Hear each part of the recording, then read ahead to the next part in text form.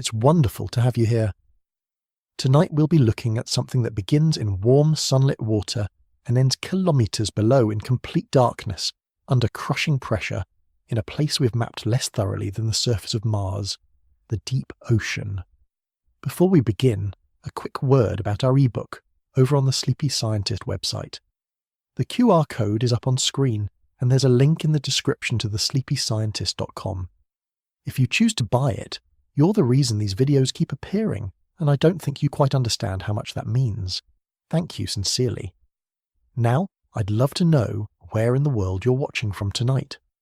Perhaps you're listening beneath the covers, watching the lights pass by from a late-night train, or settling into your favourite chair after a long day. Wherever you are, I hope you feel warm, comfortable, and ready to leave the noise of the surface behind for a little while.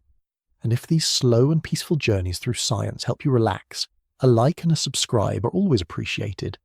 Tonight we're travelling down through the ocean, leaving the sunlight behind as we pass coral reefs, clouds of plankton, lanternfish, glowing creatures, hydrothermal vents, and the vast, silent plains of the deep sea floor. I'll do my best not to make the journey so fascinating that you stay awake all night wondering what might be moving around several kilometres beneath the waves. Although should that happen, at least you'll know the anglerfish is probably having a far stranger evening than you are.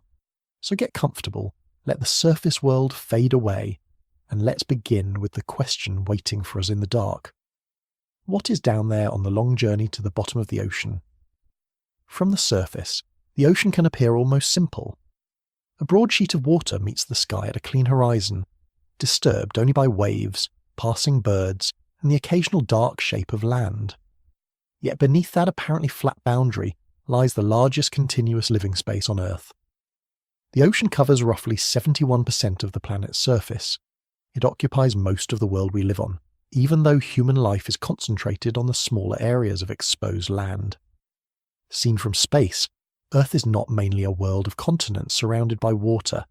It is a water-covered planet interrupted by continents. Almost all of Earth's liquid water is held within the ocean.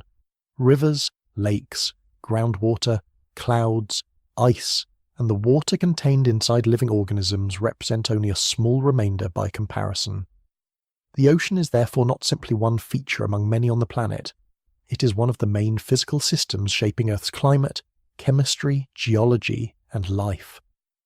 We usually divide it into 5 named oceans: the Pacific Ocean, the Atlantic Ocean, the Indian Ocean, the Southern Ocean, and the Arctic Ocean.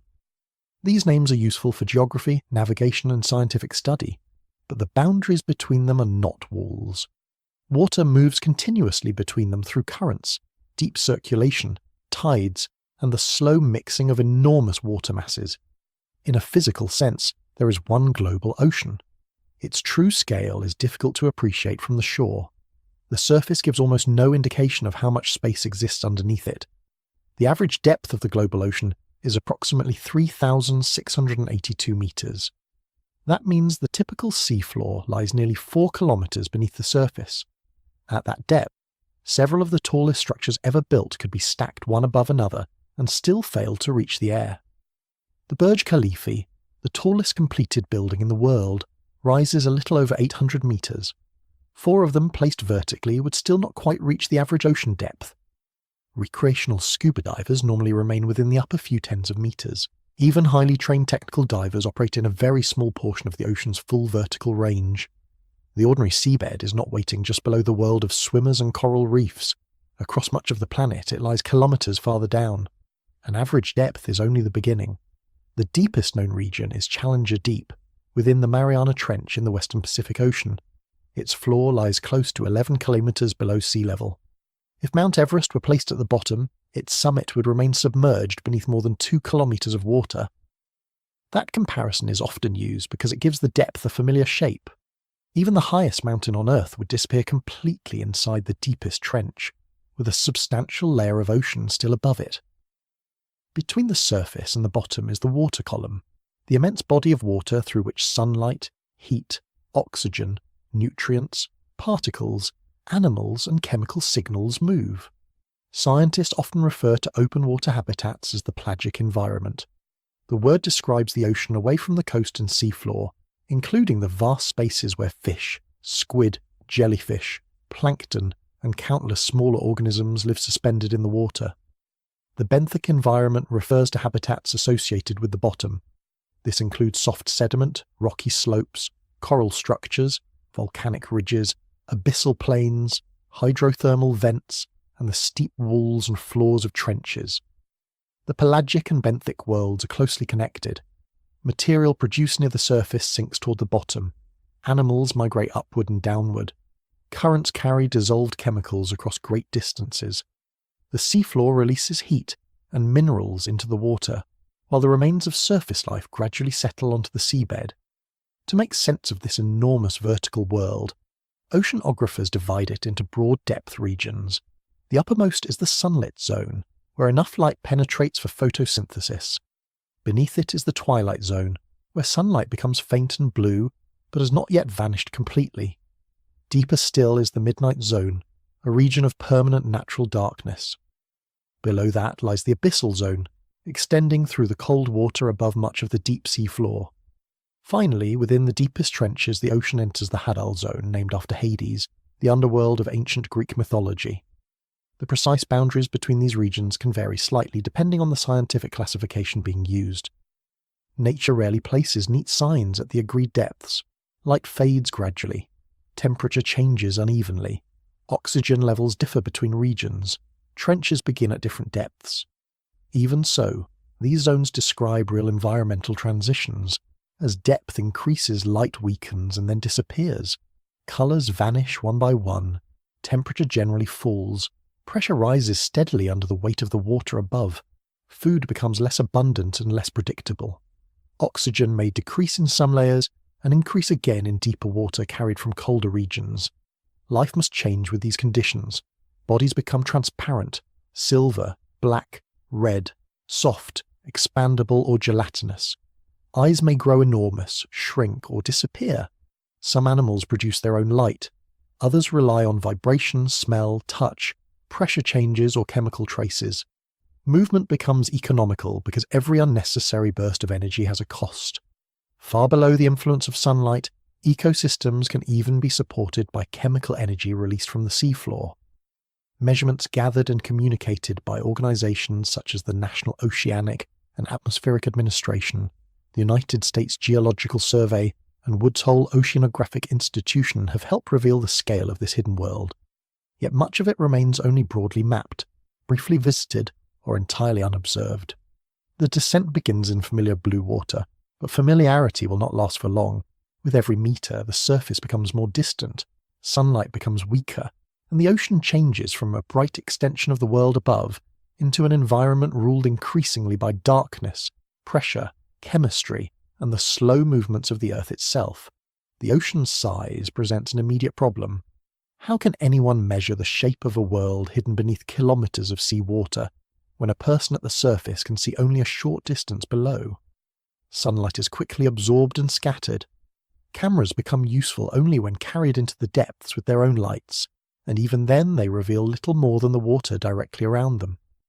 To understand the wider landscape, oceanographers have had to learn how to map without seeing. The measurement and mapping of underwater depth is called bathymetry.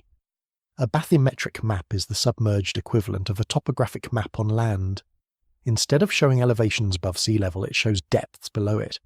Contour lines and changes in colour reveal mountains, valleys, ridges, plains, canyons, and steep escarpments concealed beneath the ocean surface. For most of human history, the simplest method was to lower a weighted line over the side of a vessel. When the weight reached the bottom, the length of line released provided an estimate of depth. Some sounding devices also collected a small sample of sediment, offering a clue as to whether the seabed consisted of sand, mud, shells, or rock. The method was slow and uncertain.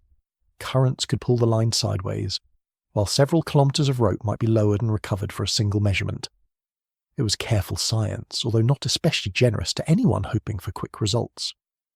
Between 1872 and 1876, the British research vessel Challenger carried out the first great global oceanographic expedition under the scientific direction of Charles Wyville Thomson. The naturalist John Murray became one of its most important researchers and later supervised the publication of much of its vast scientific record. The expedition measured depths, collected water and sediment, recorded temperatures, and recovered organisms from places once assumed to be lifeless. Its isolated soundings could not produce a continuous map, but they showed that the seabed was deep, varied, and biologically inhabited. A much faster method arrived through the use of sound. An echo sounder sends a sound pulse downward from a ship. The pulse travels through the water, reflects from the seabed, and returns as an echo. By measuring the total travel time and accounting for the speed of sound in seawater, researchers can calculate the distance to the bottom. Early systems measured a narrow line beneath the vessel. Modern multi-beam sonar send out many sound beams at once in a broad fan shape. As a ship moves forward, the system surveys a wide strip of seabed. These overlapping strips can be combined into a detailed three-dimensional representation of underwater terrain. Multi-beam sonar can reveal volcanic cones, landslides, channels, fracture zones, and ridges. It can also record backscatter, providing clues about whether the bottom is smooth, rough, soft, or hard.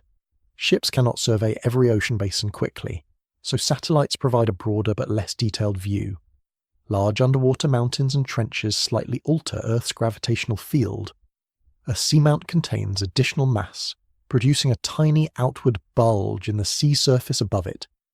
Deep depressions can create the opposite effect. Satellite radar altimeters measure these subtle changes in sea surface height. Scientists combine them with gravity calculations and direct ship measurements to infer the broad shape of the seabed. These maps are useful, but they are estimates rather than close surveys. They may reveal a major ridge while missing smaller features that multi-beam sonar can resolve. The value of detailed mapping became especially clear through the work of geologist Marie Tharp and geologist Bruce Heason. During the middle of the 20th century, Tharp transformed long lines of shipboard depth measurements into carefully drawn profiles of the Atlantic seafloor. She identified a deep rift valley running along the centre of the mid-Atlantic ridge. As information from other oceans accumulated, Tharp and Heason helped reveal that the mid-ocean ridges form a connected global mountain system. Their maps provided powerful evidence for seafloor spreading and helped strengthen the theory of plate tectonics, in which Earth's outer shell is divided into moving plates. Yet mapping is not the same as exploring. A sonar survey may establish that a canyon exists without photographing its walls. A satellite may suggest a mountain that has never been visited. A mapped plain may never have been sampled for sediment, microorganisms, or animals. Direct exploration therefore uses complementary tools. Crude submersibles carry people into the deep. Remotely operated vehicles remain connected to a ship, while autonomous underwater vehicles follow programmed routes without a physical connection. Deep-sea landers record images, chemistry, currents, or animal activity. Sediment corers recover layered material from the seabed. Sonar reveals broad terrain, while cameras inspect small areas in greater detail. Each tool answers a different part of the question. In April 2026, the General Bathymetric Chart of the Oceans reported that approximately 28.7% of the global seafloor had been mapped to modern standards. That represented roughly 104 million square kilometres, yet well over two-thirds still lacked comparable direct coverage. The General Bathymetric Chart of the Oceans and the Nippon Foundation. General Bathymetric Chart of the Oceans, Seabed 2030. Project are gathering measurements from governments, research institutions, commercial vessels and scientific expeditions to build an increasingly complete global map. The remaining gaps are not simply blank spaces waiting to be coloured. They may contain unrecorded seamounts, canyons, fault systems, habitats, and species. The ocean floor is understood well enough to reveal its immense structure, yet incompletely enough that every descent passes through a mixture of established science and genuine uncertainty. Beneath the smooth horizon is a landscape humanity has measured in fragments, inferred through gravity, traced with sound, and visited one small patch at a time. At the precise boundary where the ocean meets the air, two enormous worlds remain in constant contact. The surface may look like a simple dividing line, but it is not a lid resting quietly over the water below. It is a restless interface through which heat, gases, freshwater, energy, particles, and living organisms are continually exchanged. Sunlight passes downward into the upper ocean. Heat moves both into and out of the water. Rain adds fresh water, while evaporation removes it and leaves dissolved salts behind. Oxygen and carbon dioxide cross between the atmosphere and the sea. Dust, pollen, volcanic ash, microorganisms, and human-made material settle onto the water, while droplets and sea salt are thrown back into the air. Even on a calm day, the surface is busy. Most visible waves begin with wind. As air moves across the ocean, friction transfers some of its energy into the water. Small ripples form first. These give the wind a rougher surface to grip, allowing larger waves to develop as more energy is added. A passing wave gives the impression that a large body of water is travelling steadily forward. In reality, the individual water particles usually move in looping or nearly circular paths. They rise, move forward, sink, and move backward as the wave passes. Energy travels across the surface far more efficiently than the water itself. This is why a floating object may bob up and down as waves move beneath it without being carried forward at the same speed as the wave crests. There is some net movement, especially in breaking waves and near the shore, but the visible travelling shape is not simply a parcel of water rushing intact across the ocean. Wind also helps drive surface currents. Persistent winds push the upper layers of the sea, contributing to the large rotating current systems known as ocean gyres. Yet the water does not move in exactly the same direction as the air above it. Earth is rotating beneath the ocean, and this produces the Coriolis effect. Moving water is deflected to the right of its path in the northern hemisphere and to the left in the southern hemisphere. The effect is negligible over very short distances, but across an ocean basin it becomes central to the pattern of circulation. The Swedish oceanographer Vagan Walfrid Ekman developed an explanation for how wind and Earth's rotation influence the upper ocean. In what is now called the Ekman spiral, each layer of moving water drags the layer beneath it, while the Coriolis effect turns each successive layer slightly farther from the wind direction. When the movement of these layers is considered together, the average transport of water occurs roughly at a right angle to the wind. This is called Ekman transport. It helps create coastal upwelling, where surface water is moved away and colder. Nutrient-rich water rises from below to replace it. The surface also receives the greatest share of the sun's energy, but that heating is uneven. Tropical waters receive more direct sunlight than polar waters. Summer surfaces warm more strongly than winter surfaces. Clouds, winds, currents, and the length of the day all influence how much energy is absorbed. Warm water is generally less dense than cold water. Fresh water is also less dense than salty water. Differences in temperature and salinity therefore create differences in density, helping to organize the ocean into layers and contributing to currents at both local and planetary scales. These temperature contrasts also affect the atmosphere. Warm ocean surfaces can transfer heat and moisture into the air, helping to power weather systems. Cooler surfaces may absorb heat instead. The ocean stores and moves immense amounts of energy, softening some temperature changes while strengthening others. At the boundary itself, gases are constantly exchanged. Oxygen from the atmosphere dissolves into seawater, particularly when the water is cool and disturbed by waves. Oxygen produced by photosynthetic organisms can also enter the atmosphere or remain dissolved for marine life to use. Carbon dioxide moves in both directions. The ocean absorbs large quantities from the atmosphere, but it can also release carbon dioxide where water becomes warmer, where currents bring carbon-rich deep water upward, or where biological and chemical conditions favour its escape. Temperature matters because cold water can generally hold more dissolved gas than warm water. Waves and turbulence matter because they continually renew the boundary between air and water. Living organisms matter because photosynthesis removes carbon dioxide and produces oxygen, while respiration and decomposition consume oxygen and release carbon dioxide. Wind and waves also stir the upper ocean. This mixing can create a surface layer in which temperature, salinity, and other properties remain relatively uniform over tens of meters. Beneath it, the temperature may begin to fall much more rapidly. This transitional region is called the thermocline. In some places, it persists through much of the year. Elsewhere, storms and seasonal cooling can weaken it by mixing the water more deeply. The thermocline is more than a change in temperature. It can slow the exchange of nutrients, oxygen, and heat between surface water and the deeper ocean. It helps separate the bright weather-influenced upper layer from the colder and more stable environment below. Pressure is also beginning to change, although gently at first. Every metre of descent places another metre of seawater overhead. The weight of that water increases hydrostatic pressure steadily with depth. Near the surface, the difference is modest. Farther down, it becomes one of the defining physical challenges of the ocean. For now, it is simply an invisible reminder that the water above is accumulating. At the surface, sunlight is strong, temperatures are comparatively warm, gases move freely, and weather can rearrange the water within hours.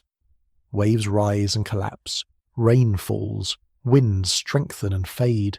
The atmosphere and ocean remain closely connected. This bright and restless skin provides the reference point for everything beneath it. As the descent continues, motion will become less visible, sunlight will weaken, warmth will diminish, and the atmosphere will gradually lose its immediate influence. The surface is not the ocean's quiet roof. It is its busiest doorway. Sunlight does not reach very far into the ocean, but within the uppermost layer it transforms the water completely. This bright region is known as the Epipelagic zone, or more simply, the Sunlit zone. It begins at the surface and usually extends down to around 200 metres in clear, open water. That boundary is only approximate. The true depth of useful light changes from place to place, and from season to season. Cloud cover can reduce the amount of sunlight entering the sea. At high latitudes, the sun may sit lower in the sky. Suspended sediment can make coastal water murky, while large concentrations of plankton can absorb and scatter light near the surface. In very clear tropical water, faint light may travel surprisingly deep. In a muddy estuary, useful light may disappear after only a few metres. Despite occupying only a small fraction of the ocean's total volume, the sunlit zone is where most marine food webs begin. It contains enough light for photosynthesis, the process by which certain organisms capture light energy and convert it into chemical energy stored within organic matter. During photosynthesis, carbon dioxide and water are used to build energy-rich molecules. Oxygen is released as a byproduct. The precise chemistry is complex, but the high-level principle is simple. Sunlight is taken from the environment and stored in a form that living organisms can use. On land, this work is performed mainly by plants. In the open ocean, it is carried out largely by phytoplankton. Phytoplankton are drifting photosynthetic organisms, but they are not one single biological group. The name describes a way of life rather than a close family relationship. Some are bacteria, others are single-celled organisms with intricate shells, flagella or mineral plates. Diatoms build delicate outer walls from silica, the same basic material found in glass. Dinoflagellates often move using two whip-like structures and include both harmless species and some capable of producing powerful toxins. Cyanobacteria are photosynthetic bacteria with an ancient evolutionary history. Coccolithophores surround themselves with tiny calcium carbonate plates that can accumulate in immense numbers. Individually, most phytoplankton are microscopic. Collectively, they influence the chemistry, colour, climate, and biology of the entire planet. They form the first major step in many oceanic food chains. Tiny grazers consume them. Small fish feed on those grazers. Larger fish, seabirds, squid, sharks, dolphins, and whales feed at progressively higher levels. The animals drifting with the currents are known as zooplankton. Some remain planktonic throughout their lives, including copepods, krill, and many jelly-like organisms. Others are plankton only temporarily. The larvae of crabs, sea stars, mollusks, worms, and fish may spend their early lives floating through the sunlit water before settling onto the seabed or developing into stronger swimmers. This means a small container of seawater can hold the early stages of animals that will eventually look entirely different. Life near the surface is rich in energy, but sunlight alone is not enough. Phytoplankton also require nutrients, including nitrate and phosphate. Diatoms additionally need silicate to construct their glass-like walls. These nutrients are not distributed evenly. In many regions, they become trapped beneath the upper layer of warm water. Sunlight heats the surface, making the water warmer and usually less dense. Below it lies colder, denser water. When the difference is strong enough, the ocean becomes stratified, meaning it is arranged into layers that resist mixing. The warm upper layer receives abundant sunlight, but may gradually lose its nutrients as phytoplankton use them. Deeper water may contain plenty of nutrients released by decomposition, but it receives too little light for photosynthesis. The most productive regions are often those where this separation is disturbed. Upwelling occurs when deeper water rises toward the surface. Winds can push surface water away from a coastline or cause waters to diverge in the open ocean. Cold, nutrient-rich water then moves upward to replace it. This rising water carries nitrate, phosphate, silicate, and other dissolved materials into the illuminated zone. Phytoplankton respond rapidly, creating blooms that can support enormous populations of fish, seabirds, and marine mammals. Some of the world's most productive fisheries are found in major upwelling regions, including waters off Peru, California, Northwest Africa, and Southwestern Africa. The contrast between light and nutrients explains why clear tropical seas can sometimes appear almost empty. Their brilliant blue colour often indicates that there are relatively few suspended particles and low concentrations of phytoplankton. Sunlight is plentiful, but nutrients may be scarce. Colder waters can look greener or cloudier because they contain more phytoplankton. In temperate and polar regions, winter storms may mix nutrients upward. When spring brings longer days and stronger sunlight, phytoplankton can multiply dramatically. The result is a seasonal bloom, a vast but temporary expansion of microscopic life. The open sunlit ocean is different from shallow coastal water, where light may reach the seabed. In these places, larger photosynthetic organisms can grow directly from the bottom. Seagrasses form meadows in sheltered coastal environments. Kelp forests rise through cold, nutrient-rich water. Reef-building corals thrive in warm, clear, shallow seas, supported partly by photosynthetic organisms living inside their tissues. These coastal habitats are visually dramatic, but the open ocean is powered largely by organisms too small to see without magnification. The energy captured here does not remain near the surface. Some phytoplankton are eaten immediately, some die and sink. Zooplankton produce waste that falls downward. Mucus, shells, fragments of tissue, and other organic particles drift into dark water below. This falling material will eventually become part of the food supply for animals living hundreds or thousands of meters beneath the sunlight. Even deep-sea predators that have never seen the surface often depend on energy first captured here. Their prey may eat smaller animals, which fed on drifting particles, which began as living cells built with sunlight. The connection can become long, indirect, and almost impossible to recognize, but it remains. The sunlit zone is therefore more than the bright entrance to the ocean. It is the energetic foundation supporting most of the life below, a thin, illuminated layer carrying the weight of an entire dark world. Coral reefs are among the most intricate structures found anywhere in the ocean. From a distance, they can resemble underwater gardens or brightly coloured rock formations, but neither description is quite accurate. A coral reef is a living construction, assembled slowly by countless small animals across many generations. Reef-building corals belong to the phylum Cnidaria, the same broad animal group that includes jellyfish and sea anemones. A coral colony is made up of many individual animals called polyps. Each polyp has a soft cylindrical body, a central mouth, and a ring of tentacles used to capture food from the surrounding water. The polyps are usually only a few millimeters or centimeters across, yet together they can build structures stretching for hundreds or even thousands of kilometers. Most reef-building corals produce hard skeletons made from calcium carbonate. As one generation grows over the remains of earlier generations, these skeletons accumulate into a solid framework. Living coral usually occupies only a thin outer layer, while much of the reef beneath it consists of material produced by animals that died long ago. The resulting structure is shaped not only by coral growth, but also by waves, currents, erosion, storms, grazing animals, boring organisms, and the gradual cementing of loose fragments. A reef is therefore both alive and geological, built by biology, but altered constantly by the physical ocean. Much of the energy supporting tropical reef-building corals comes from microscopic photosynthetic organisms living inside their tissues.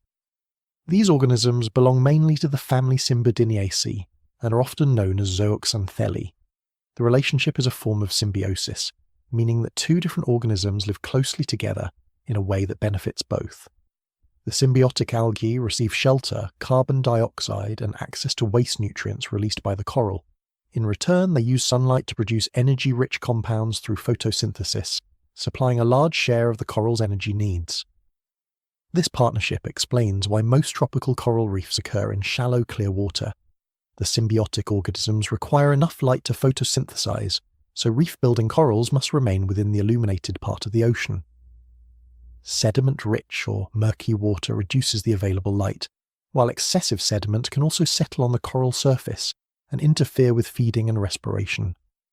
The clearest tropical seas may look almost empty from above, yet close to the coast they can support extraordinary reef communities. Warm temperatures, clear water, suitable depth, stable salinity, and a solid surface for attachment create the conditions in which coral colonies can gradually expand. The distribution of coral reefs also reveals how the seafloor itself changes over time. During the voyage of HMS Beagle, Charles Darwin considered why coral reefs appeared in several distinct forms. Some reefs cling closely to the shores of islands and are known as fringing reefs. Others lie farther offshore, separated from land by a lagoon, and are called barrier reefs. Atolls form rings around central lagoons, sometimes with no high island remaining above the water. Darwin proposed that these forms could represent stages of one long geological process. Coral would first grow around a volcanic island.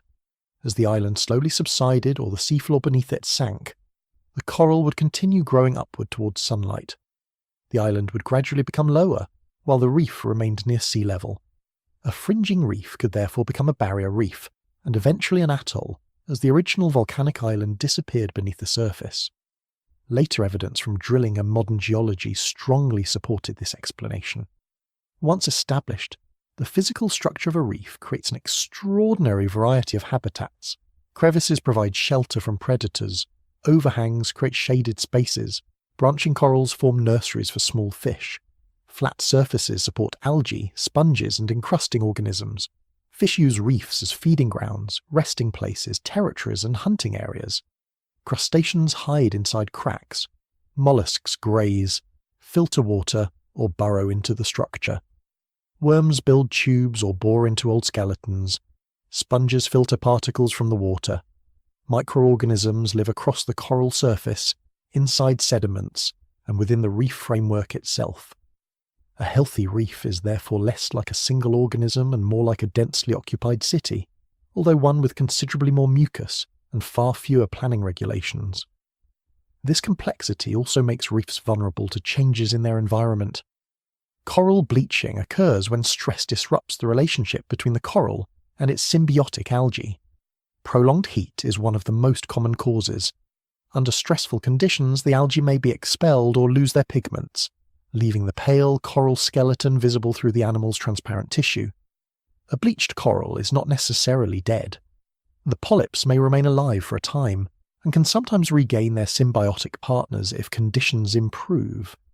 However, bleaching removes an important source of energy. If stressful temperatures continue, the coral may starve, become more vulnerable to disease, reproduce less successfully, or die. Another long-term pressure comes from ocean acidification. The name can sound as though the ocean is becoming strongly acidic, but seawater remains mildly alkaline. The change refers to a reduction in its acidity level, as the ocean absorbs additional carbon dioxide from the atmosphere.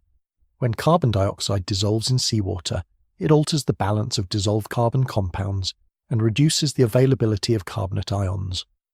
Corals use these ions to build calcium carbonate skeletons. If carbonate becomes less available, construction can require more energy, and existing reef material may become easier to erode. Rising temperature, acidification, pollution, sediment, overfishing, disease, and destructive storms can interact, making it difficult for damaged reefs to recover. Scientific organizations monitor these changes over large areas. The National Oceanic and Atmospheric Administration Coral Reef Conservation Programme supports research, management, restoration and protection. Coral Reef Watch uses satellite data and ocean observations to track sea surface temperatures and estimate where corals may be experiencing dangerous heat stress. The vivid fish and branching corals make reefs appear to be the most important life in the water, but much of their energy begins at a far smaller scale. Inside coral tissue floating through the surrounding sea and forming the foundation of wider marine food webs are photosynthetic organisms too small to notice individually. Their combined activity supports not only coral cities in shallow water, but much of the living ocean beyond them. The most important organisms in the sunlit ocean are often among the easiest to overlook. They do not form towering reefs, breach the surface, or move in glittering schools. Most are too small to see without a microscope. Yet these drifting cells help support marine food webs, influence the atmosphere, and move carbon through the ocean on a planetary scale. They are known collectively as phytoplankton. The name combines words meaning plant and wanderer. Although phytoplankton are not all plants in the strict biological sense, they include organisms from several very different branches of life. What unites them is their ability to photosynthesize while drifting through illuminated water. Some phytoplankton can swim weakly using tiny structures, but most cannot move strongly enough to overcome large currents. They travel with the water around them, rising, sinking, dividing, and being eaten as the upper ocean shifts. Among the most familiar groups are diatoms. These single-celled organisms build protective outer walls from silica, the same basic substance found in glass. Their shells, known as frustules, often consist of two fitted halves, covered with delicate pores and geometric patterns. Diatoms are especially abundant in nutrient-rich coastal waters, upwelling regions and high-latitude seas. They require dissolved silicate to build their shells, linking their growth to the supply of minerals carried upward from deeper water. Coccolithophores take a different approach. They surround themselves with tiny overlapping plates of calcium carbonate called coccoliths. When enormous numbers of these organisms gather near the surface, the plates can scatter light strongly enough for the bloom to be visible from space. Dinoflagellates are another varied group. Many have two whip-like flagella that allow them to move through the water. Some photosynthesize, some consume other organisms, and some combine both strategies. Certain dinoflagellates produce toxins capable of accumulating in shellfish or harming fish, marine mammals, and people. Others generate bioluminescence, causing disturbed water to flash blue at night. A quiet shoreline can therefore become briefly luminous simply because millions of microscopic cells have been jostled by a wave. The cyanobacteria Prochlorococcus and Synechococcus are far smaller than most diatoms and dinoflagellates. Prochlorococcus is among the smallest known photosynthetic organisms and is especially abundant in warm, nutrient-poor regions of the open ocean. Its individual contribution is tiny. Its global contribution is not. Across vast areas of tropical and subtropical water, enormous populations of these cells continually capture sunlight and carbon dioxide. Photosynthesis depends on pigments that absorb light. Chlorophyll is the best known, particularly chlorophyll A, which is used by oxygen-producing photosynthetic organisms. Additional pigments capture wavelengths that chlorophyll absorbs less efficiently and pass that energy into the photosynthetic system. These accessory pigments help different phytoplankton groups live under different light conditions. They also influence ocean colour, giving researchers indirect clues about the organisms present near the surface. During photosynthesis, phytoplankton use light energy to turn carbon dioxide and water into organic matter. Oxygen is released in the process. Marine photosynthetic organisms are estimated to produce roughly half of the oxygen generated on Earth each year. That fact is often shortened into the memorable claim that every second breath comes from the ocean. It is a useful way to express the scale of marine photosynthesis, but it can also create the wrong impression. The oxygen released by present-day phytoplankton does not simply accumulate untouched in the atmosphere for humans to breathe. Marine organisms also consume oxygen through respiration. Bacteria and other decomposers use it while breaking down dead material.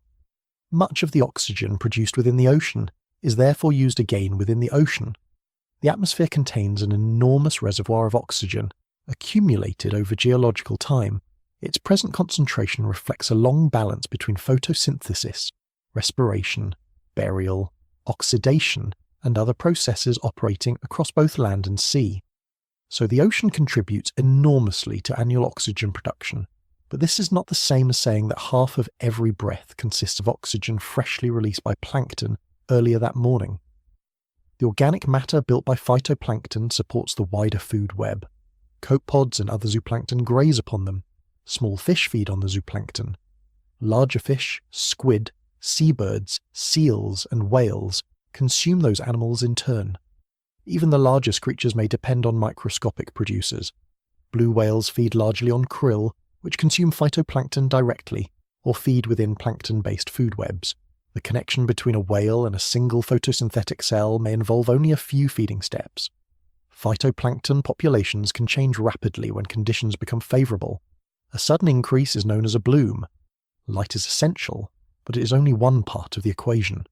Nutrients such as nitrate, phosphate, iron, and silicate can limit growth. Temperature affects metabolism. Mixing determines whether cells remain near the light or are carried into darkness. Grazing by zooplankton can remove phytoplankton almost as quickly as they reproduce. In temperate and polar waters, winter mixing may bring nutrients upward while short days restrict growth.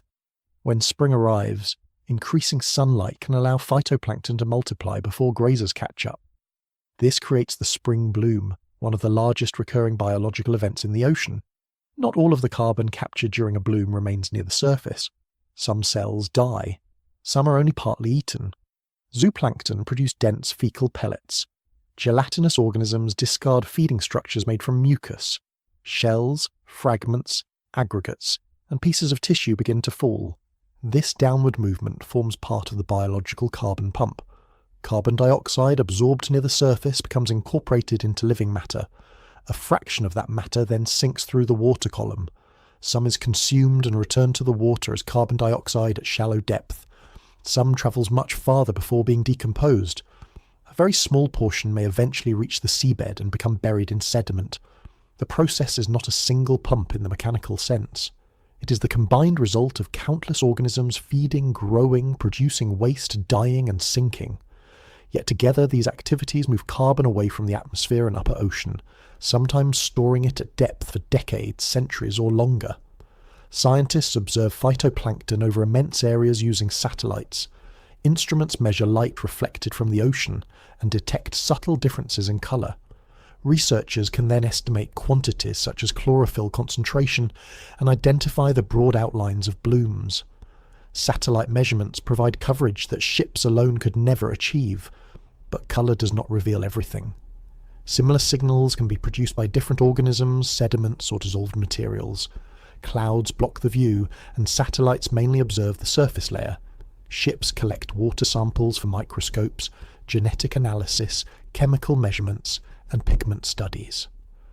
Floats and gliders travel through the water carrying sensors for light, oxygen, temperature, salinity, and particles. Each approach adds detail that colour alone cannot provide. The National Aeronautics and Space Administration Plankton, Aerosol, Cloud, Ocean Ecosystem Mission was developed to improve this global view. Its instruments study ocean colour in greater detail while also observing atmospheric particles and clouds. This allows researchers to examine connections between phytoplankton, aerosols, carbon cycling, climate, and the movement of matter between ocean and atmosphere. Near the surface, phytoplankton capture sunlight and briefly turn it into living tissue. Below them, small particles begin a slow descent through darker water. Much will be eaten before travelling far. Some will be broken apart, repackaged, or dissolved. A small amount will continue downward for hundreds or thousands of metres. For the deep ocean, this gentle rain of organic material will become one of the most important links to the bright world above. As the descent continues, the ocean does not simply become darker, it changes colour. Near the surface, sunlight appears almost white because it contains many different wavelengths of visible light. Human eyes interpret those wavelengths as the familiar spectrum running from red through orange, yellow, green, blue, and violet. Once sunlight enters seawater, however, those colours do not travel equally far. Water absorbs some wavelengths more readily than others. The longer wavelengths associated with red light are generally removed first. Orange fades next, followed by much of the yellow. Shorter blue and blue-green wavelengths can travel farther through clear seawater before they too are absorbed or scattered away. This selective loss of colour is one reason the open ocean appears blue. It is not simply reflecting the sky, although reflection can contribute at the surface. Water itself interacts with light in a way that favours the survival and return of blue wavelengths. Within the first few metres, the strongest reds begin to weaken. By somewhere around 10 metres, depending on conditions, red objects can appear noticeably darker. As the descent continues, orange and yellow become less distinct. Green and blue remain visible for longer until eventually even they fade into darkness. These depths are not fixed boundaries. Light behaves differently in different bodies of water. Clear tropical ocean water may allow blue light to penetrate to considerable depths. Coastal water often contains suspended sediment, microscopic organisms, and dissolved organic material that absorb and scatter light more strongly. A river entering the sea may carry fine particles that turn the water brown or green. A dense plankton bloom can reduce visibility close to the surface.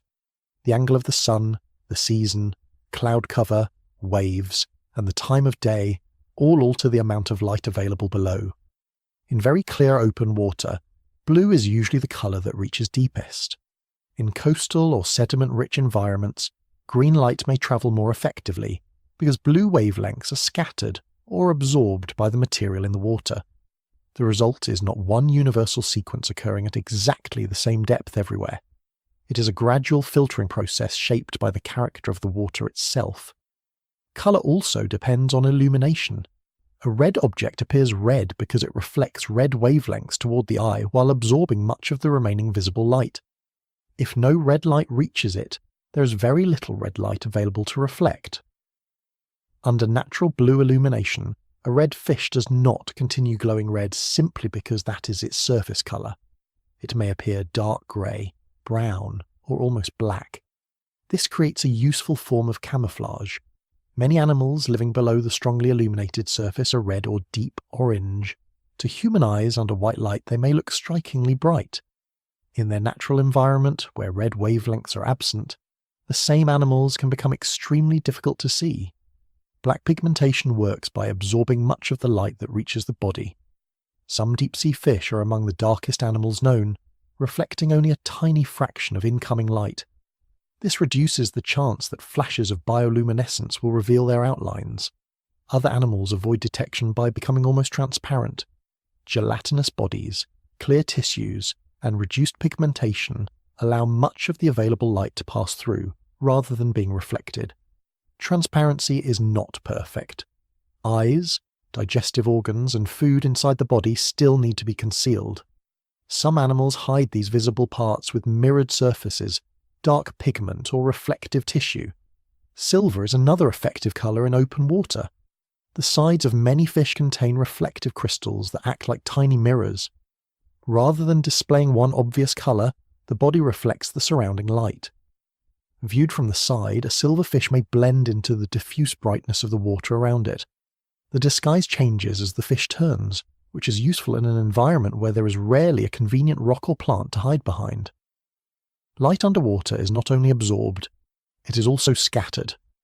Scattering occurs when light is redirected by water molecules, particles, plankton, and other material. Instead of travelling in a perfectly straight line, some light is deflected in different directions. This makes underwater illumination softer and less clearly directional. Shadows become faint, edges lose contrast. Distant objects blur into the surrounding water. A beam from a diver's torch may look sharply defined because particles scatter part of its light toward the observer. Natural sunlight behaves more diffusely, especially after travelling through many metres of water. The deeper the descent, the less obvious it becomes where the light is coming from. Near the surface, the direction of the sun is clear.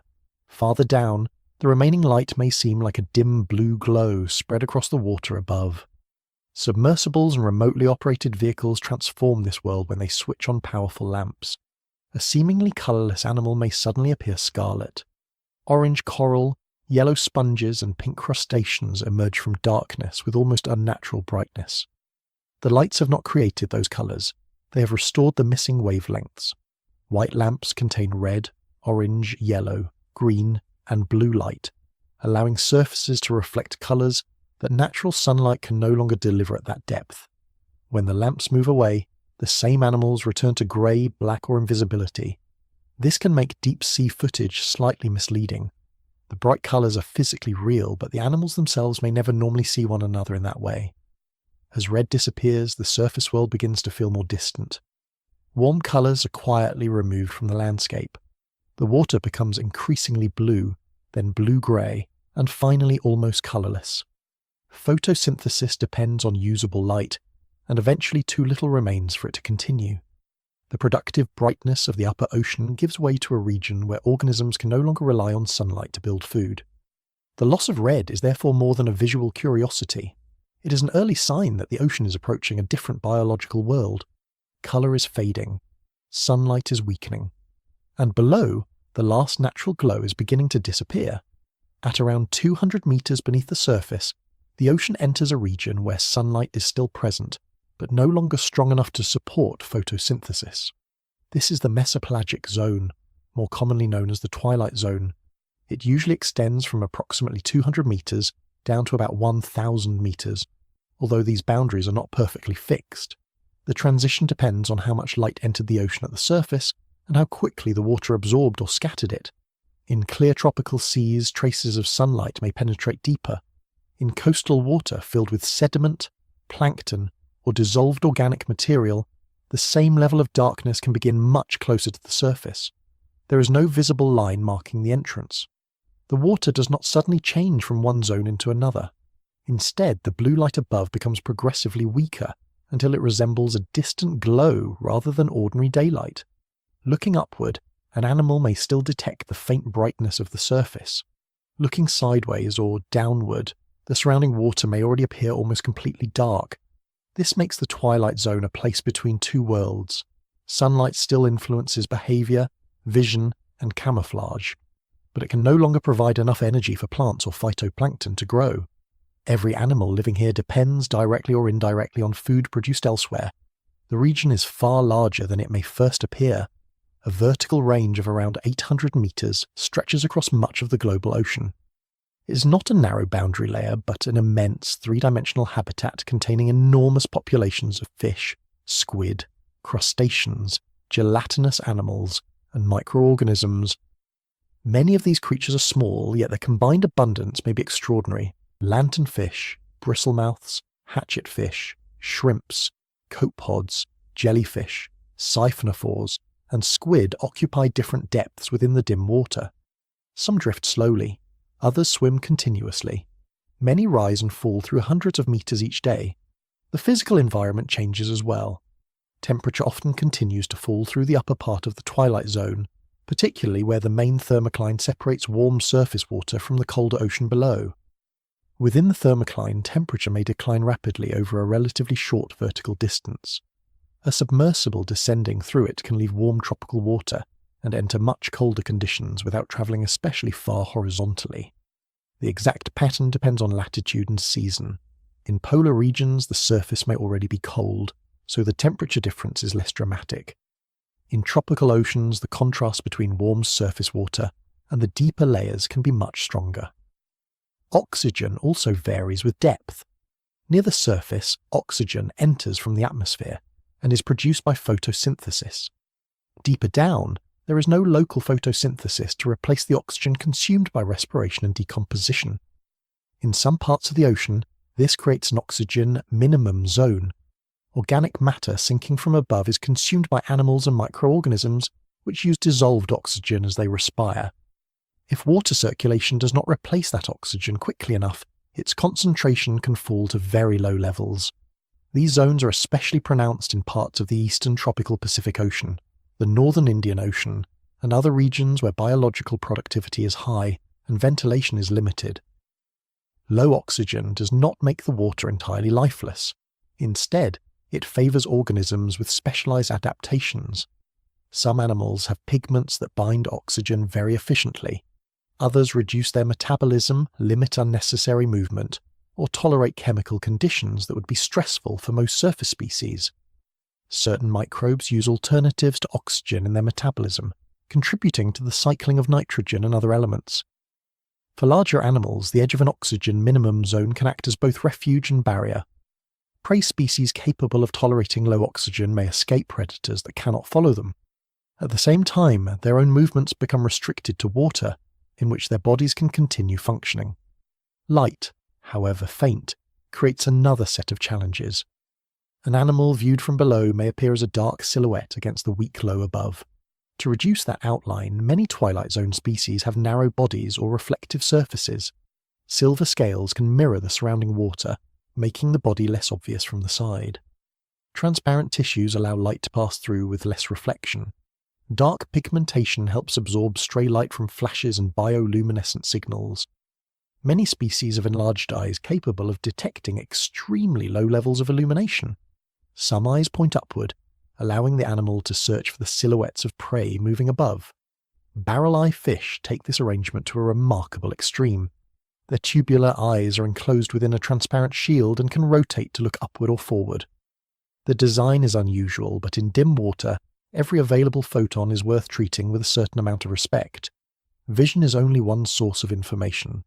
Fish use the lateral line system to detect small changes in water movement and pressure. Long antennae allow crustaceans to sense nearby objects.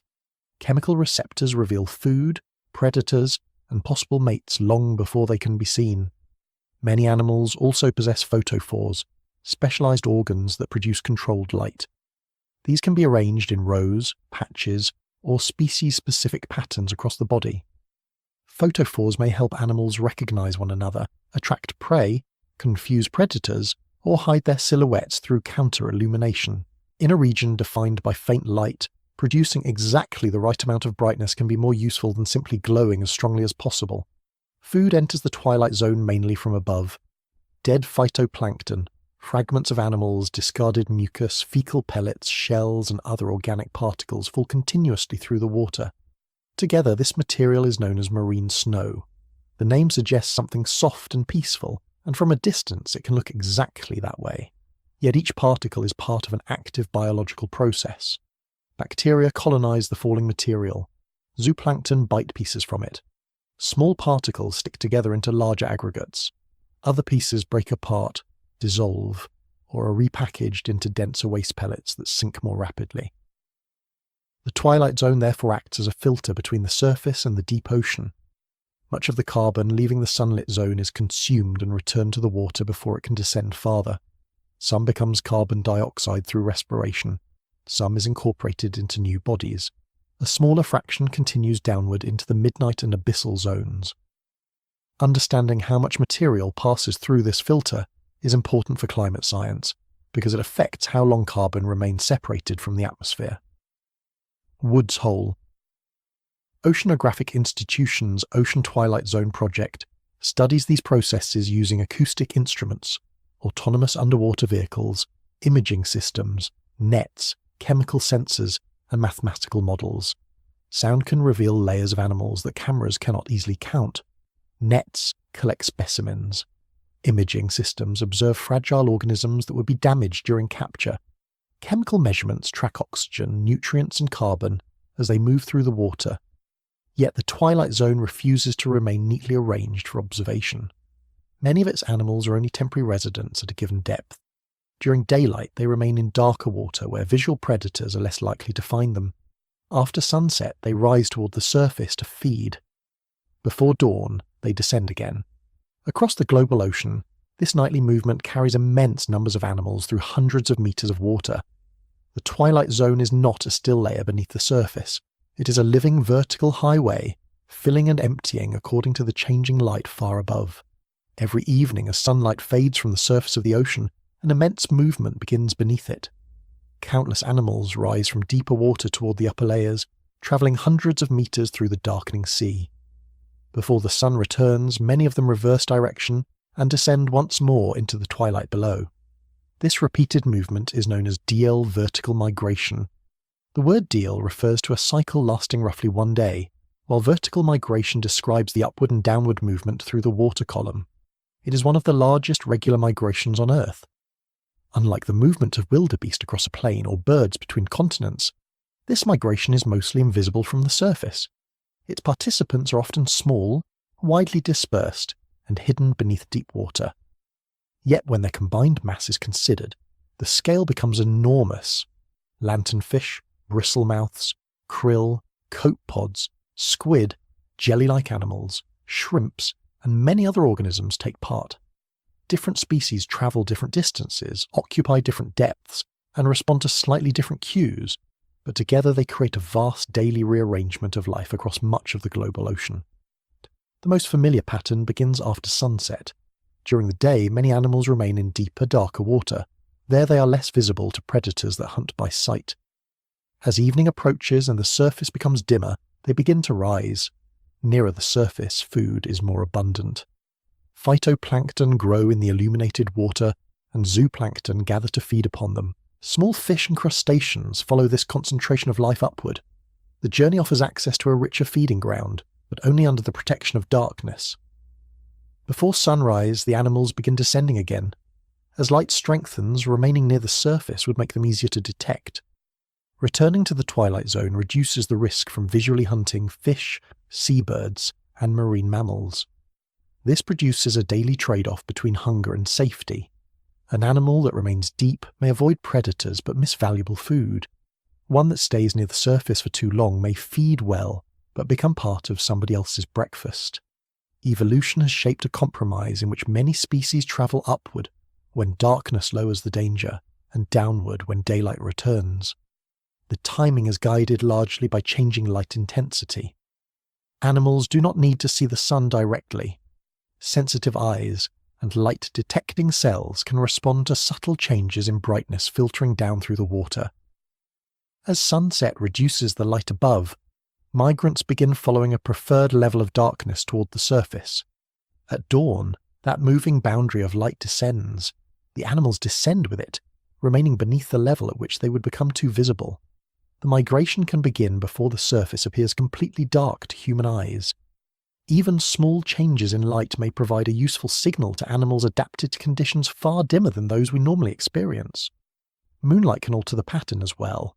During bright moonlit nights, some animals remain deeper than usual, or delay part of their ascent. Clouds may reduce the amount of light and allow them to rise farther. Seasonal changes in day length, water clarity, latitude, and weather can all influence the timing. Not every organism follows the standard schedule. Some species perform reverse vertical migration, remaining closer to the surface during daylight and moving deeper at night. This may help them avoid predators that are following the more common upward migration. Others travel only part of the distance, occupying intermediate depths rather than moving all the way to the productive surface layer. Some migrate only during certain life stages or seasons. Local oxygen conditions can also restrict movement. In regions with strong oxygen minimum zones, an animal may be physically unable to enter certain depths, even if food or safety would otherwise make the journey worthwhile. The ocean, therefore, does not rise and fall as one perfectly coordinated mass. It contains overlapping migrations, delays, reversals, and exceptions. The general movement is immense, but its details are shaped by the needs and limits of each species. Evidence for this hidden migration appeared clearly during the development of sonar. During the middle of the 20th century, ship operators noticed a strange reflecting layer beneath the surface.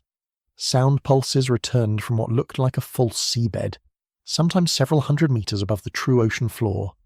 More strangely, this layer moved. It descended during the day and rose toward the surface at night. Researchers eventually realized that the sound was being reflected by dense concentrations of fish, crustaceans, squid, and other organisms. This phenomenon became known as the deep scattering layer.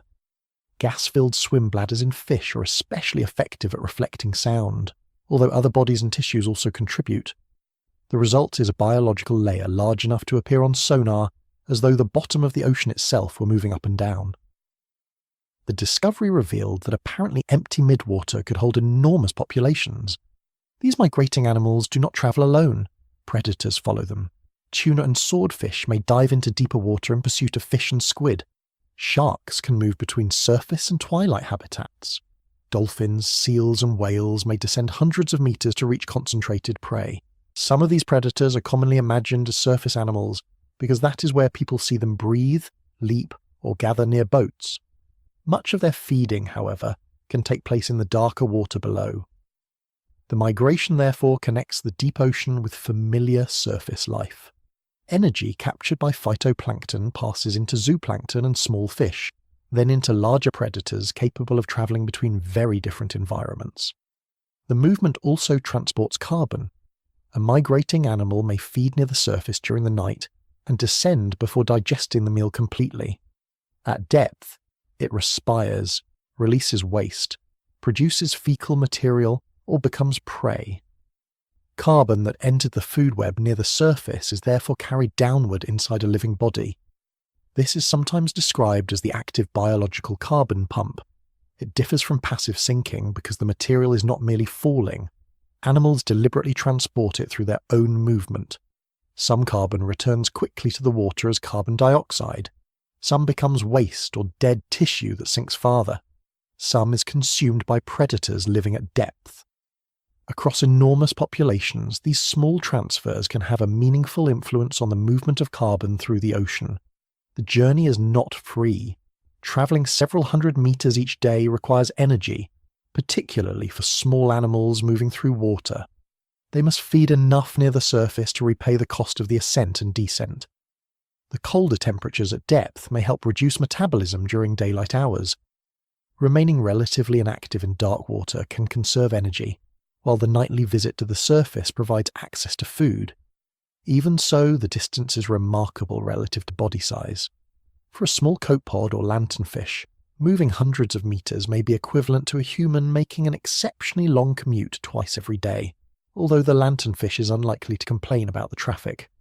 The evolutionary benefit must be substantial for the behaviour to persist. Reduced predation during daylight combined with improved feeding after dark appears to outweigh the energetic cost for many species. As evening spreads across the planet, this process begins in one region after another. The surface may look calm, a ship may see only dark water and a faint horizon. Yet below, entire layers of animals are rising. Predators adjust their depth. Prey gather near food. Carbon is carried downward. Sonar reflections shift upward through the water column. The open ocean reorganizes itself every night. Within this crowded vertical traffic, remaining unseen is essential. Animals rising toward faint surface light must avoid casting a silhouette. Others need to disguise their position from predators travelling beneath them. The migration is immense, but survival still depends on the individual body. For many Twilight Zone animals, that means using transparency, reflection, shape, and carefully controlled light to disappear within the moving darkness. In the Twilight Zone, survival often depends on controlling how much of the body can be seen from each direction. There are few rocks, plants, or reefs behind which an animal can hide.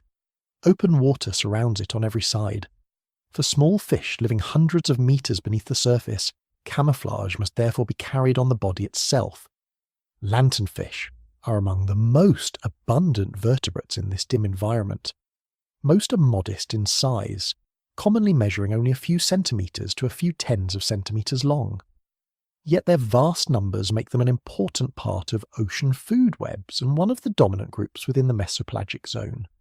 The name comes from the light-producing organs arranged across their bodies. These organs are called photophores. A photophore may contain light-producing tissue, reflective layers, lenses, filters, and structures that control the direction of the glow. The result is not simply a bright spot. It is a biological lamp capable of producing light with a particular intensity, colour, and angle. Lanternfish often carry photophores in organised rows along their sides and undersides. The exact number and arrangement differ between species. To a scientist examining a specimen, these patterns can help with identification. To another lanternfish in the darkness, they may serve as signals showing which species, sex, or individual is nearby. The same organs can also help the fish disappear. During daylight, faint sunlight continues to filter down from the surface. An animal viewed from below appears against this dim overhead glow. Even if its body is dark, it can form a recognizable silhouette. Counter-illumination reduces that silhouette. A fish produces light along its underside, adjusting the glow until it resembles the natural light descending around it. To a predator beneath, The dark outline becomes less distinct because the animal no longer blocks the brightness above quite so clearly. The fish is not illuminating the surrounding ocean like a torch. It is producing only enough light to replace what its body would otherwise remove. This requires careful control. Too little light leaves a shadow. Too much creates a bright shape that may be equally obvious. Some animals can adjust their photophores as ambient brightness changes. Near the upper edge of the twilight zone, the background may be relatively bright during the day. At greater depth, or beneath cloudier water, much less light is needed. As the fish rises or sinks, its underside must remain closely matched to the changing environment. Counter-illumination is therefore not simple glowing, it is active brightness management. Marine hatchetfish use a similar strategy. Despite the rather dramatic name, most marine hatchetfish are small. Many species are only a few centimetres long. Their bodies are extremely thin from side to side and deeper from top to bottom, producing a shape that resembles the blade of a small hatchet. Their large, upward-facing eyes search the faint water above for prey, and for the silhouettes of animals moving across the remaining surface light. The sides of the body are often silver and highly reflective. Photophores along the underside direct light downward, helping reduce the fish's outline when seen from below. Their narrow shape also reduces the visible area presented to an observer looking from certain angles. In open water, where hiding places are scarce, even a small reduction in silhouette can matter.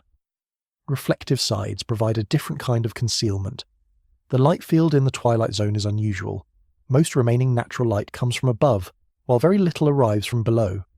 Horizontally, the water can appear as a narrow band of diffuse blue or blue-green brightness. Mirror-like scales reflect this surrounding light. When viewed from the side, the fish may resemble the water beside it, rather than a solid object moving through it. Perfect reflection would not always work, because a smooth mirror could create sharp flashes.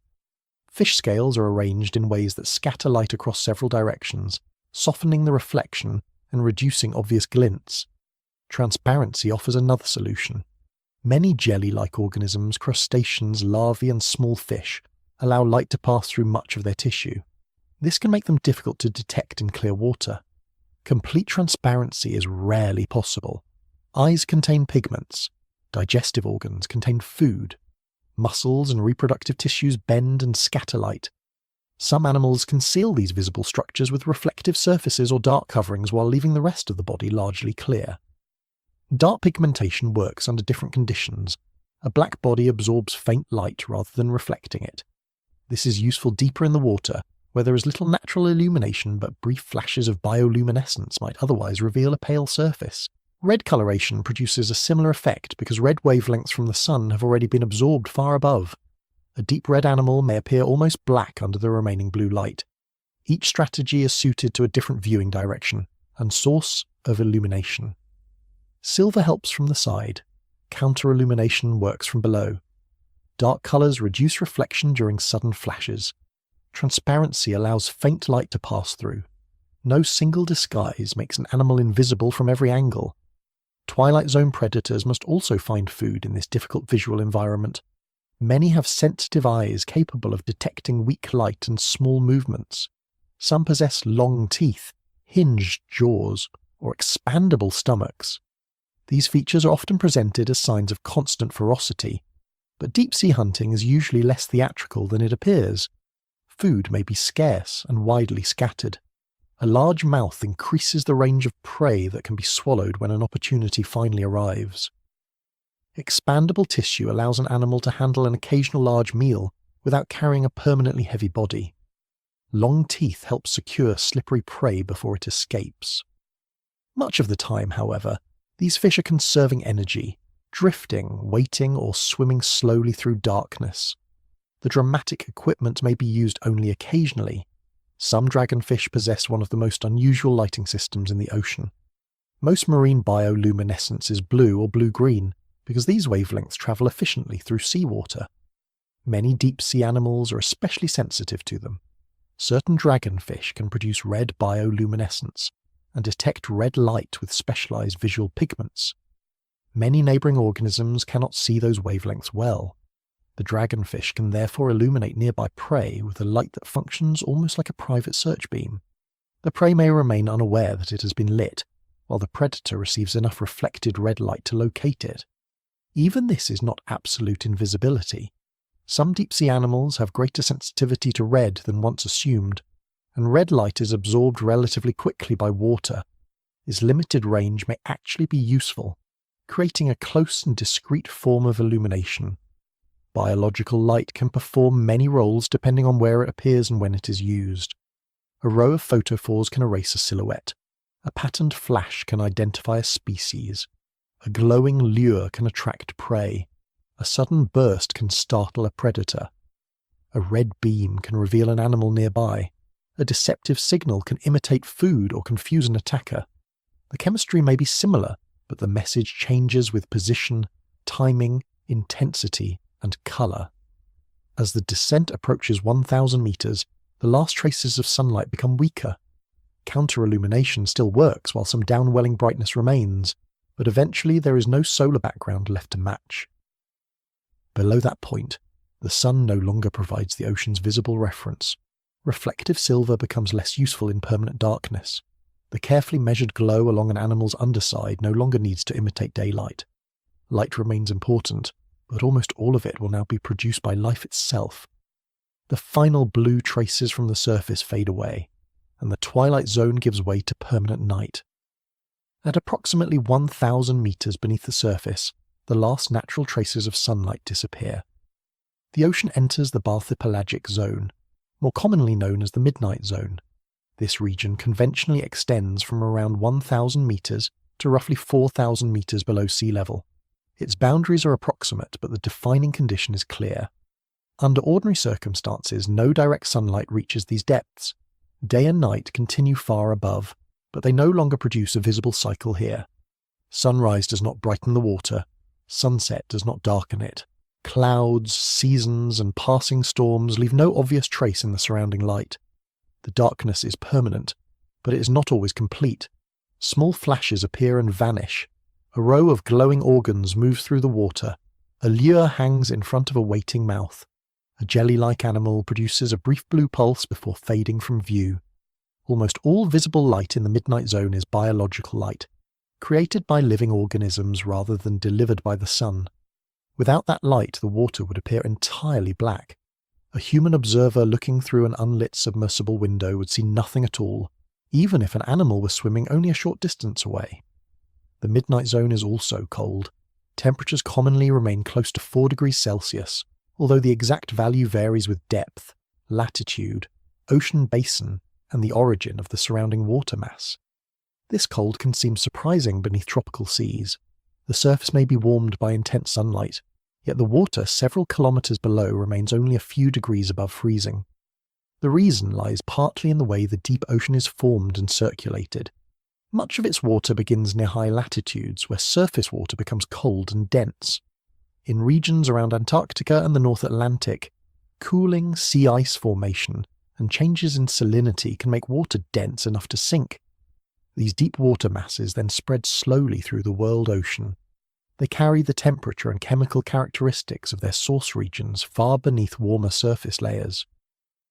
The deep ocean is therefore connected less directly to the tropical sun overhead than to cold surface conditions thousands of kilometres away. Food is limited as well. Nearly all ordinary organic matter begins in the sunlit zone, where phytoplankton use photosynthesis to build living tissue. Some of that material starts to sink, but much of it is eaten, broken apart, dissolved, or decomposed before reaching the midnight zone. Marine snow continues to fall, yet it is thinner and less nutritious than it was above. A particle may have been consumed several times, repackaged into waste, colonized by bacteria, and stripped of much of its useful energy during the descent. For the animals below, meals may be small, widely scattered, and unpredictable. These conditions favour energy conservation. Many midnight zone animals grow slowly and mature over long periods. Their muscles may be less powerful than those of fast predators near the surface. Movement is often deliberate and economical because swimming continuously in search of food could consume more energy than the food provides. Some animals wait almost motionless until prey approaches. Others drift with the water, using sensitive organs to detect movement nearby. A slow metabolism allows a creature to survive for longer between meals. When food finally appears, it may be too valuable to waste. Large mouths, hinged jaws, long teeth, and expandable stomachs allow certain deep-sea fish to capture prey that represents a substantial fraction of their own size. These features do not mean that every encounter becomes an extravagant feast. They simply increase the range of opportunities an animal can use. In a place where the next meal may not arrive soon, being slightly over-prepared is understandable. Populations can also be widely spaced. Suitable mates may be difficult to find, encouraging unusual reproductive strategies, strong chemical signaling, specialized light patterns, or the ability to store sperm after a rare encounter. The darkness alters the senses needed for survival, but vision does not become useless. Many animals possess eyes adapted to detect very small amounts of light. Some have large pupils and highly sensitive retinas. Others are specialized for recognizing the brief flashes and patterns of bioluminescence produced by prey, predators, or potential mates. An eye in the midnight zone is not searching for landscapes or sunlight. It is often searching for one moving point of blue light in an otherwise black field. Other senses can be equally important. Chemical receptors detect molecules released by food, damaged tissue, waste, or reproductive signals. Long antennae and delicate appendages respond to touch. The lateral line systems of fish sense vibrations and pressure changes caused by nearby movement. Some animals detect the gentle displacement of water created by a swimming body. Others wait for material to contact extended tentacles or feeding structures. In darkness, the water itself carries information. The midnight zone is sometimes imagined as the bottom of the ocean, but most of it remains open water. At 1,000 meters, the seafloor may still lie several kilometers farther below. An animal here can have darkness above, darkness below, and no solid surface anywhere nearby. It lives within the water column rather than upon the seabed. This distinction separates the Bathypelagic environment from benthic habitats. The open midnight zone contains free-swimming and drifting organisms, while the bottom may belong to the abyssal plain, a continental slope, a volcanic ridge, or some other landscape far beneath them. Pressure continues increasing throughout the descent. Near the upper boundary of the midnight zone, the surrounding pressure is roughly 100 times the atmospheric pressure at sea level. Near 4,000 meters, it approaches around 400 atmospheres. This immense force acts from every direction. Deep-sea animals survive because their tissues are largely water-filled and because their cells, membranes, enzymes and proteins are adapted to function under compression. The pressure is extreme, but it is stable. Unlike a storm at the surface, it does not arrive suddenly and then pass. It is simply part of the environment. In several respects, the midnight zone is more physically constant than the upper ocean. There is no direct sunlight cycle. Seasonal temperature changes are small. Waves do not reach these depths in their familiar surface form. Storm winds cannot suddenly stir the water around an animal living several kilometers below. Changes still occur through currents, falling material, migrating organisms, earthquakes, and distant disturbances, but the general environment remains cold, dark, and steady. That stability does not mean inactivity. Fish continue to hunt. Squid move through the water. Jelly-like organisms extend tentacles. Crustaceans feed on drifting particles. Animals find mates, release eggs, avoid predators, and respond to the faint arrival of organic material from above. Some species migrate between depths. Others remain within a narrow pressure and temperature range throughout their lives. Light appears in brief and carefully controlled forms. A flash may warn an attacker. A glowing lure may attract prey. A pattern of photophores may identify a possible mate. A cloud of luminous material may confuse a predator long enough for its target to escape. The midnight zone seems still only because its activity is dispersed across an enormous volume and hidden from ordinary sight. There is no daylight here, but there is communication. There are no visible horizons, but there are territories, encounters, pursuits, and signals. In this permanent night, living light becomes the nearest thing the ocean has to a visible language. In the permanent darkness of the deep ocean, light has not disappeared completely. It has simply changed its source. Instead of arriving from the sun, it is produced by living organisms through chemical reactions. This phenomenon is known as bioluminescence. Bioluminescence is different from reflected light. A silver fish near the surface may look bright because sunlight strikes its scales and returns toward the eye. A bioluminescent animal creates light within its own body, or with the help of microorganisms living inside it. It is also distinct from fluorescence. A fluorescent organism absorbs light of one wavelength and quickly releases some of that energy as a different colour. Without an outside source of illumination, fluorescence stops. Phosphorescence works in a related way but releases the stored energy more slowly, allowing a material to continue glowing after the original light has been removed. Bioluminescence requires no previous illumination. It is powered by chemistry. One of the central molecules involved is known as luciferin. When luciferin reacts with oxygen under suitable conditions, energy can be released as visible light. An enzyme called luciferase often helps control and accelerate this reaction. The names come from a Latin word associated with bringing light. They refer to broad roles rather than one universal chemical system. Different organisms use several chemically distinct luciferins and luciferases that evolved independently. There is no single bioluminescent recipe used throughout the ocean. In some animals, luciferin and luciferase remain separated until light is needed. When they are brought together, the reaction begins. Other organisms regulate oxygen supply, acidity, or cellular signals to control when and where the glow appears. An alternative mechanism involves photoproteins. These are prepared protein complexes that already contain the necessary light-producing components. A chemical trigger, often involving calcium ions, causes the complex to release light rapidly. Photoproteins can produce brief flashes with precise timing. This is useful for animals that need to respond instantly when touched, attacked, or disturbed. Some organisms manufacture all of the chemicals required for their own light. Others obtain essential luciferin molecules by eating organisms that have already produced them. Certain fish and squid rely instead on symbiotic bacteria. These bacteria live inside specialized light organs where they receive shelter and nutrients. In return, their continuous glow can be filtered, directed, covered, or exposed by the host animal. Maintaining a population of glowing bacteria may seem like an unusually elaborate arrangement, but the deep ocean has never been especially committed to simplicity. Bioluminescence serves many different purposes. A predator may use a glowing lure to attract prey within striking distance. A fish may shine light onto the water ahead, revealing small animals that would otherwise remain invisible. Rows of photophores can help members of the same species recognize one another in darkness. Light patterns may assist in finding mates. Their position, rhythm, color, and intensity can communicate identity without illuminating the entire animal. Bioluminescence can also provide camouflage.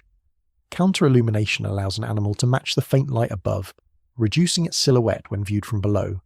The same chemical glow can therefore conceal one animal and advertise another. Its meaning depends on how it is used. Defense is especially varied. Some animals respond to disturbance by producing a sudden flash. The burst may startle a predator or interfere with its vision for a moment, creating time to escape. Others release clouds of luminous material into the surrounding water. A predator may attack the glowing cloud while the animal moves away through darkness. Certain squid and worms release glowing mucus that sticks to an attacker. This can make the predator more visible to larger hunters, which is not an especially reassuring development from the predator's point of view. Some organisms detach light-producing body parts. The discarded glowing structure continues moving or flashing while the rest of the animal retreats. Another strategy is known as the burglar alarm response. A small animal under attack produces a conspicuous display that may attract the attention of a larger predator. The larger predator may then attack the original pursuer. The glowing animal is effectively announcing that a burglary is taking place, and hoping that something much larger will deal with the intruder. This behavior shows that producing light can alter not only a direct encounter, but the entire local food web. Studying these signals is difficult because conventional deep-sea vehicles bring powerful lights with them. Bright white lamps can frighten animals, attract them, blind their sensitive eyes, or change their behavior before researchers have observed what they were doing naturally. The marine biologist Edith Widder developed methods for watching deep-sea animals more quietly. Her research has focused on bioluminescence, visual ecology, and camera systems designed to observe without flooding the water with artificial light. One such approach uses dim red illumination, which many deep-sea animals detect poorly. Another uses electronic lures that imitate natural bioluminescent displays, attracting curious predators toward hidden cameras. These less intrusive systems have recorded animals behaving in darkness without immediately reacting to a brightly lit submersible. The Monterey Bay Aquarium Research Institute has also become a major centre for deepwater imaging and exploration. Its remotely operated vehicles, cameras, sensors, and long-term observations have revealed fragile animals that are difficult to collect intact. Gelatinous organisms are especially vulnerable to nets. A jelly, comb jelly, or siphonophore may be damaged beyond recognition during capture. Direct imaging allows researchers to study its shape, movement, feeding behaviour, and light production in the water where it lives. Observations suggest that roughly 3/4 of animals in the midwater ocean are capable of producing bioluminescence. The exact proportion varies with depth, region, and the groups being studied, but the general conclusion is clear. Living light is not a rare curiosity in the deep ocean. It is one of the dominant biological features of the environment. Most marine bioluminescence appears blue or blue-green. These wavelengths travel comparatively well through seawater. They also match the visual sensitivity of many deep-sea animals, whose eyes are adapted to detect the colours most likely to reach them. Producing blue light is therefore efficient both physically and biologically. It travels farther, and nearby animals are more likely to see it. Red bioluminescence is much rarer. Red wavelengths are absorbed quickly by seawater, and many deep-sea organisms have limited sensitivity to them. For certain dragonfish, however, this creates an advantage. They can produce red light and possess visual systems capable of detecting it.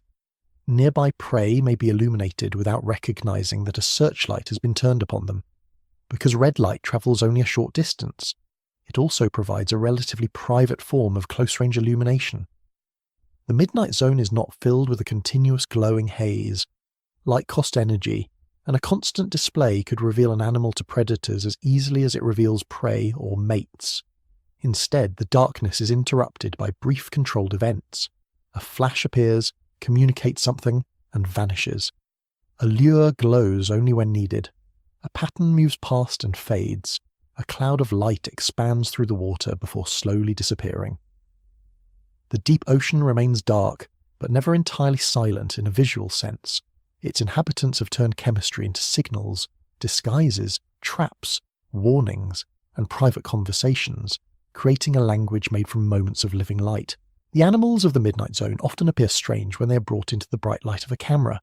Their mouths may seem too large, their bodies too soft, or their proportions entirely unfamiliar. Yet these shapes are not random. Each one reflects the physical conditions of a place where food is scarce. Pressure is immense, and encounters with prey or potential mates may be separated by long stretches of darkness. Few animals represent this world more clearly than the deep-sea anglerfish. The structure that gives the anglerfish its name begins as part of the dorsal fin. In many deep-sea species, the first fin spine has been modified into a long, flexible structure called the elysium. At its end sits a specialized lure known as the esker. The esker can glow, producing a small point of light in front of the fish's mouth. In some species, the illumination is created with the help of symbiotic bioluminescent bacteria living inside the lure. Other anglerfish use light-producing tissues and chemical systems of their own. The lure may be moved gently through the water, resembling a small animal or drifting fragment of food. A curious fish or crustacean approaches the glow, and the anglerfish waits almost motionless until the prey comes within range. The mouth can then open rapidly, creating suction that draws water and prey inward. Long teeth help prevent escape. Although anglerfish are usually illustrated as enormous monsters, many deep-sea species are relatively small. The female is often the larger animal, but even she may be only a few tens of centimetres long. The males of many pterygoid anglerfish are much smaller. This difference in size is known as sexual dimorphism, meaning that males and females of the same species have distinctly different physical forms. A male may spend much of his adult life searching for a female in a dark environment where individuals are widely scattered. His eyes and sense of smell can be specialized for locating her. In several pterygoid groups, the male bites the female when he finds her. Their tissues then fuse, and their circulatory systems become connected. Over time, the male may lose much of his independent anatomy, and remain attached as a permanent source of sperm. This reproductive strategy is known as sexual parasitism, although the relationship ultimately allows both animals to reproduce in an environment where finding another partner may be extremely difficult. Permanent attachment does not occur in every anglerfish. Some males attach only temporarily, while others remain fully independent. The dramatic fused pair is therefore one solution, among several rather than a universal rule. Its existence reflects a basic challenge of deep-sea life. When populations are sparse and visibility is almost absent, simply finding another member of the same species can become one of the most difficult parts of reproduction. Other midnight zone animals have adapted more strongly to the uncertainty of finding food. The Gulper eel, also called the pelican eel, has a greatly enlarged mouth and a throat that can expand around prey. Its jaws are loosely hinged, while the skull is relatively small and delicate. The animal's long body narrows into a whip-like tail, which may end in a light-producing organ in some species. The tail can be moved through the water and may help attract or investigate nearby animals. The Gulper eel's mouth is often described as capable of swallowing almost anything, but this exaggerates both its size and strength. Its jaws are light rather than powerful, and the animal is not built to consume objects without limit. The expanded mouth is better understood as a wide net. It allows the eel to capture small fish, crustaceans, squid, and other prey without requiring perfect aim in darkness. A large opening is useful when opportunities are rare. It does not remove the ordinary mechanical limits of digestion, body size, and jaw structure. The vampire squid has acquired an equally misleading reputation through its name. It is a deep-water cephalopod with dark reddish or black colouring, large eyes, and webbing stretched between its 8 arms. When threatened, it can turn this webbing outward, creating a cloak-like shape lined with soft spines called cirri. Despite its appearance, the vampire squid is not an aggressive hunter. It lives particularly well in oxygen minimum zones, where many other animals struggle to remain active. Its metabolism is unusually low, and its blood contains an efficient oxygen-carrying pigment called hemocyanin. These features allow it to survive in water containing very little dissolved oxygen. Rather than chasing large prey, the vampire squid feeds mainly on marine snow. It collects dead plankton, fecal material, mucus, and other drifting detritus using 2 long, retractable sensory filaments. The material is coated in mucus, drawn toward the mouth, and consumed slowly. Its rather theatrical name therefore belongs to an animal that spends much of its time gathering what is essentially deep-sea debris. Photophores cover parts of its body and can produce controlled flashes. When disturbed, the vampire squid may also release a cloud of glowing mucus from the tips of its arms. This luminous material can distract or confuse a predator, while the squid retreats into darkness. It does not use an ordinary ink cloud because dark ink would provide little concealment in an environment already without light. Many other midnight zone animals show equally specialized forms. Fangtooths possess long teeth relative to their body size, helping secure prey during rare encounters. Viperfish combine hinged jaws, needle-like teeth, sensitive eyes, and light-producing organs. Rat-tails, also called grenadiers, often swim close to the seafloor or through deep water using long tapering bodies and sensitive chemical systems to locate food. Deep-sea jellies and siphonophores take advantage of soft water-rich bodies. Siphonophores are not single animals in the usual sense, but colonies of specialized units, working together as one drifting organism.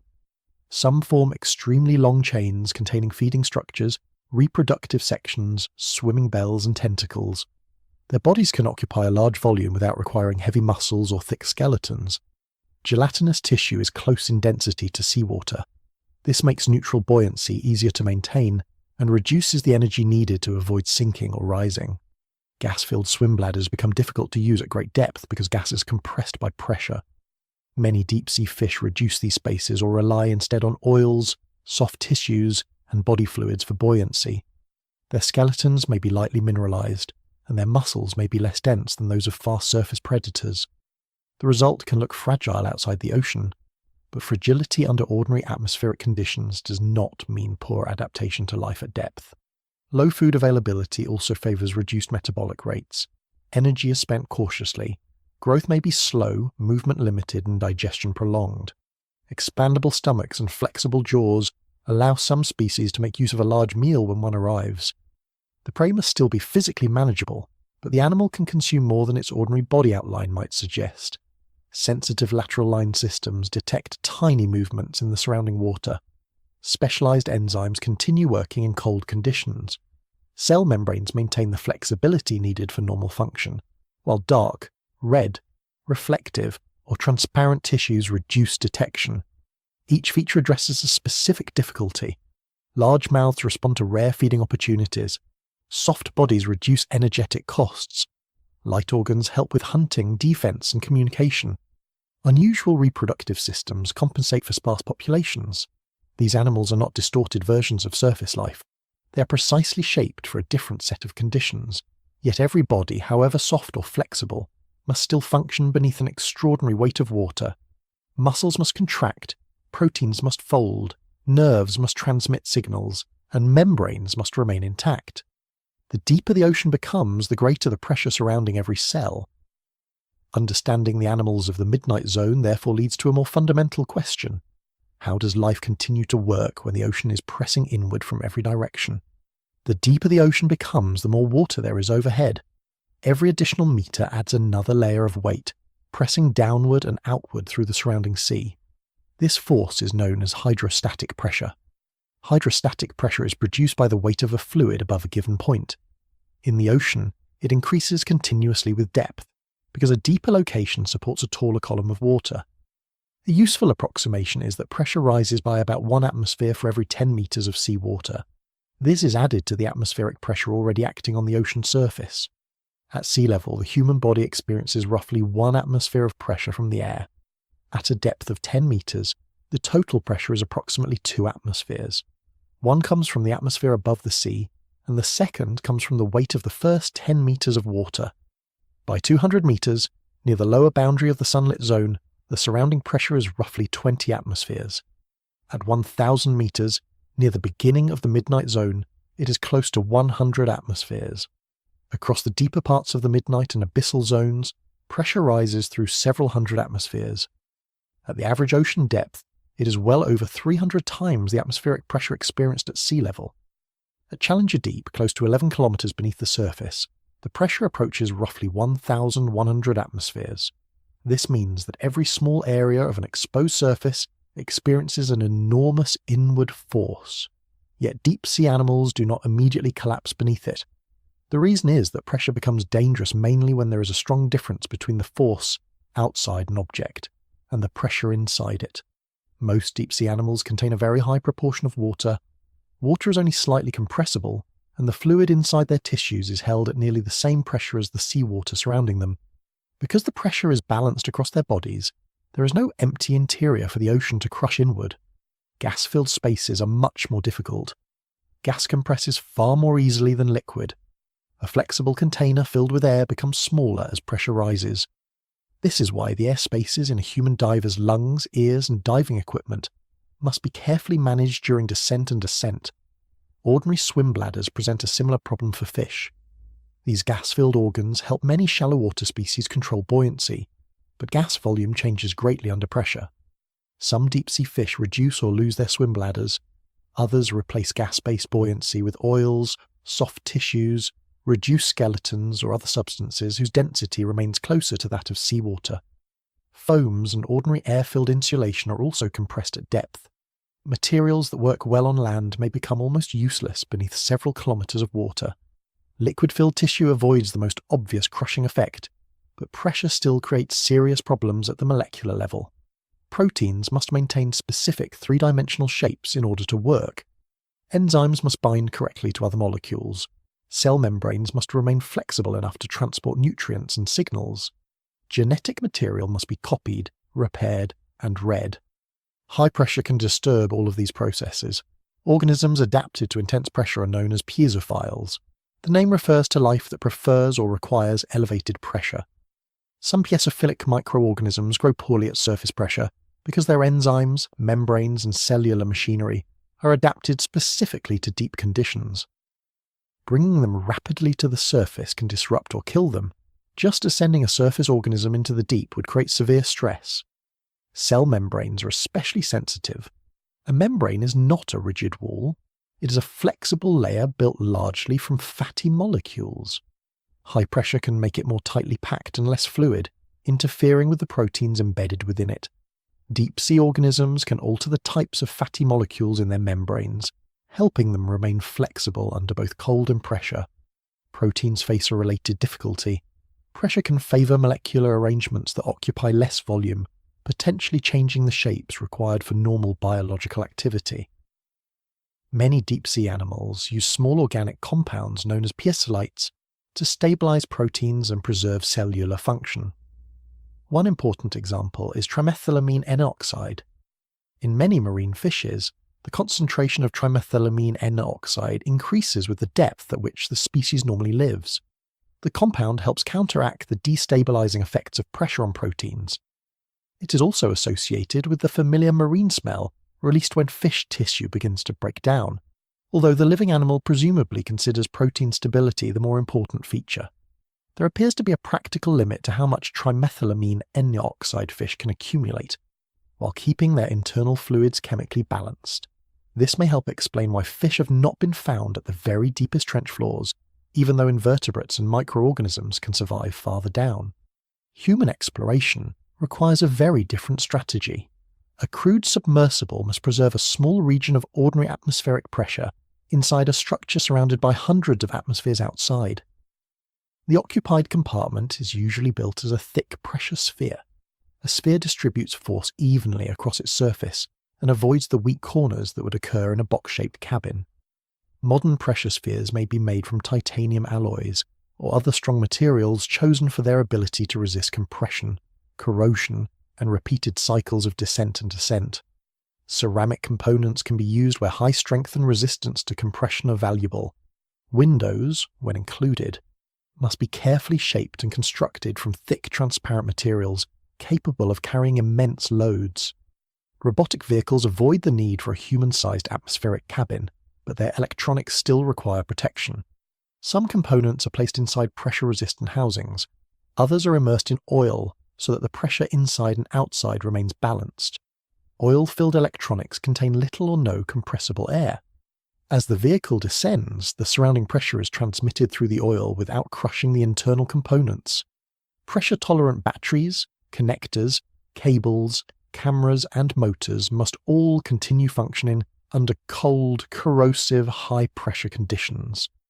Buoyancy creates another engineering problem. Ordinary foam would collapse, so deep-sea vehicles often use syntactic foam. Syntactic foam contains countless tiny hollow spheres, commonly made from glass or ceramic material, embedded within a strong resin. The microscopic spheres trap buoyant space, while resisting compression far more effectively than conventional foam. Woods Hole, Oceanographic Institution's human-occupied vehicle. Alvin uses a titanium personnel sphere and specialized buoyancy materials to carry scientists into the deep ocean. Alvin has been used to investigate hydrothermal vents, deep-sea geology, shipwrecks, and marine ecosystems. Its current depth capability reaches several kilometers below the surface, allowing direct observation of much of the seafloor. The remotely operated vehicle Jason is connected to a surface ship by a cable carrying power, control signals, and data. It can remain underwater for long periods while pilots and scientists operate it from above. Jason's robotic arms collect rocks, sediments, fluids, and organisms. Its cameras reveal environments that would otherwise remain hidden, while its instruments measure temperature, chemistry, and physical conditions. Every part of such a vehicle must be carefully designed and tested. If a pressure vessel fails at great depth, the external water enters extremely rapidly because of the enormous pressure difference. The failure is sudden and severe. Deep ocean engineering therefore depends on conservative design, material testing, repeated inspection, carefully calculated safety margins, redundancy, and strict operating procedures. Pressure cannot be negotiated with or persuaded to wait until a repair is convenient. It remains constant, patient, and entirely unimpressed by human confidence. For deep-sea life, pressure has shaped membranes, enzymes, skeletons, tissues, and methods of buoyancy across evolutionary time. For human explorers, it has shaped spheres, housings, materials, batteries, windows, and every mechanical connection. Beneath the increasing weight of the water, biology and engineering face the same basic requirement. Every structure must remain functional, while the ocean presses inward from every direction. With that pressure understood, the deep seafloor becomes easier to imagine. It is not merely dark and cold. It is a place where life, rock, water, and machinery all exist under forces hundreds of times greater than those at the surface. At first, the deep seafloor appears to offer very little support for life. There is no sunlight, the surrounding water is close to freezing, and most food arrives only as a thin fall of organic material from far above. Then, across certain areas of tectonically active seabed, the darkness is interrupted by heat, minerals, and dense communities of living organisms. These are hydrothermal vents. A hydrothermal vent system begins when seawater enters cracks and fractures in the oceanic crust. The water sinks beneath the seabed, moving through spaces within hot volcanic rock. As it descends, it is heated by the surrounding crust and by magma lying deeper below. High temperature and pressure allow the water to react strongly with the rock, dissolving minerals and changing its chemical composition. The altered fluid becomes hotter and more buoyant. It rises back toward the seafloor and escapes through openings in the crust. The result is a circulation system driven by heat. Cold sea water enters through cracks. Hot mineral-rich fluid returns through vents. The process can continue as long as there is sufficient heat below and a pathway through the rock. Hydrothermal vents are commonly associated with mid-ocean ridges, where tectonic plates move apart and new oceanic crust forms. They also occur in volcanic regions, back-arc basins, and other places where magma lies close enough to the seafloor to heat circulating water.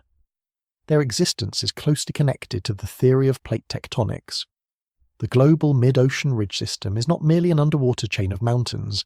It is an active boundary where Earth's plates separate, magma rises, and the crust is continuously created, fractured, cooled, and altered.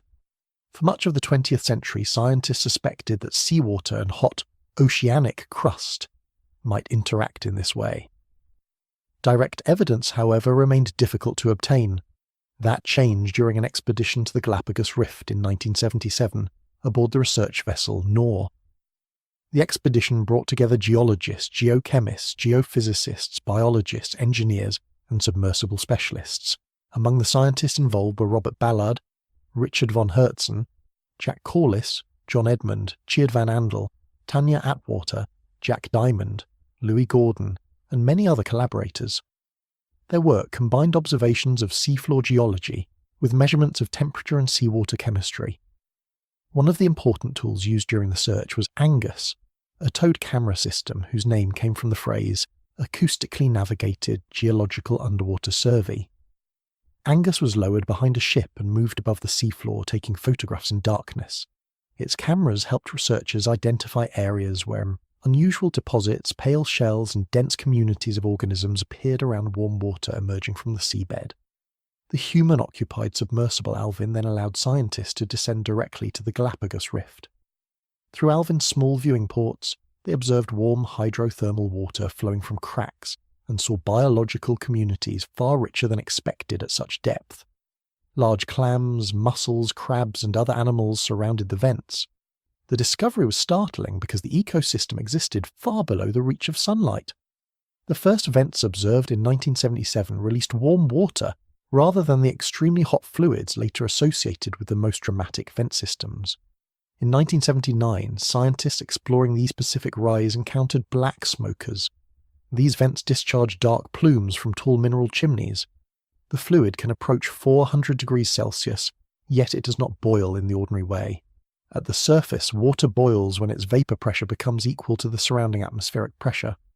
Deep beneath the ocean, the external pressure is hundreds of times greater.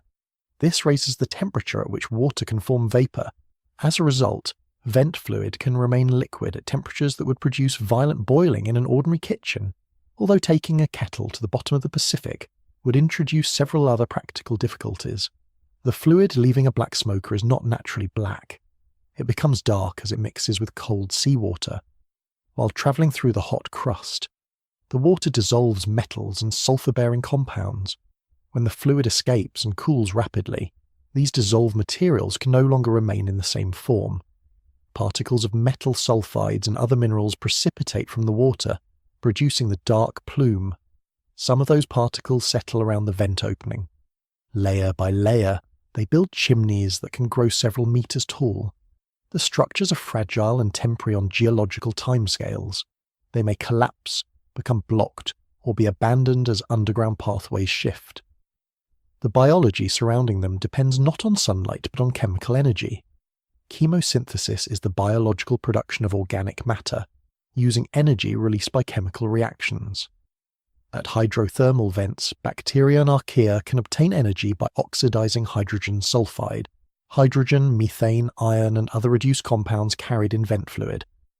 They use this energy to convert carbon dioxide into organic material. The principle resembles photosynthesis at a high level. In both cases, organisms capture an external source of energy and store it within chemical bonds. The difference lies in the energy source. Photosynthesis uses light. Chemosynthesis uses reactions between chemical substances. These chemosynthetic microorganisms form the energetic foundation of vent communities. Some grow freely on rocks and chimney surfaces, others form thick microbial mats, many live in close symbiosis with animals. One of the most famous vent animals is the giant tube worm Riftia pachyptila. Adult Riftia can grow more than a metre long and live inside a white protective tube. A bright red plume extends into the surrounding water and absorbs oxygen, carbon dioxide, and hydrogen sulfide. The adult animal has no conventional mouth, stomach, or digestive tract. Instead, much of its internal body is occupied by an organ called the trophosome. This tissue contains enormous numbers of chemosynthetic bacteria.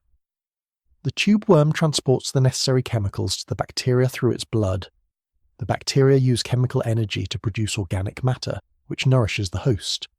The relationship allows the tube worm to live without eating in the familiar sense.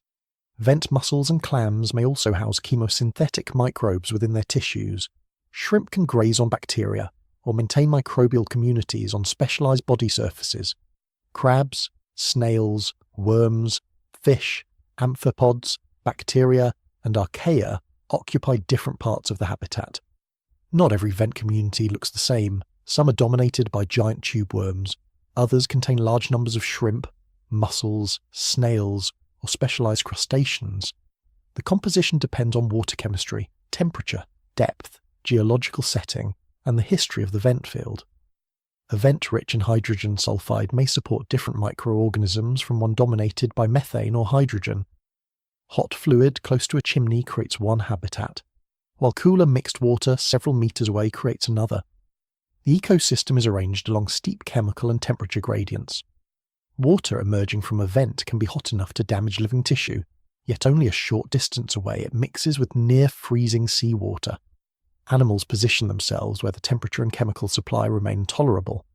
Vent ecosystems are sometimes described as being completely independent of the sun, but that is not entirely accurate. Their primary production does not require sunlight. Chemosynthetic microbes can build organic matter using energy from vent chemistry. However, many of the reactions they use depend on oxygen or other oxidizing chemicals present in seawater. Much of that oxygen ultimately comes from photosynthesis near the surface. Vent animals also release larvae into the surrounding ocean. Those larvae must disperse through ordinary seawater to locate another active vent field. Some species feed partly on material arriving from outside the vent system, while predators and scavengers move between vent and non-vent habitats. The communities are therefore connected to the wider ocean, even though their local foundation is chemical rather than solar. The discovery of hydrothermal vents transformed biological understanding. Before 1977, complex ecosystems were generally expected to depend directly or indirectly on sunlight falling nearby. The vent communities demonstrated that dense animal life could flourish in complete darkness, supported by microorganisms using energy from reactions within Earth's crust.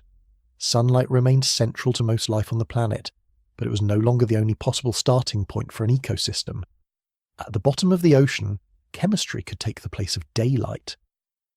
Around cracks in volcanic rock, bacteria became the equivalent of plants, mineral chimneys became crowded habitats, and the dark seafloor revealed an oasis powered by the internal heat of Earth.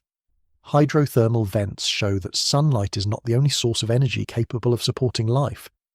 Around modern vents, microorganisms use chemical reactions to produce organic matter, creating the foundation for communities of tube worms, mussels, crabs, and other animals.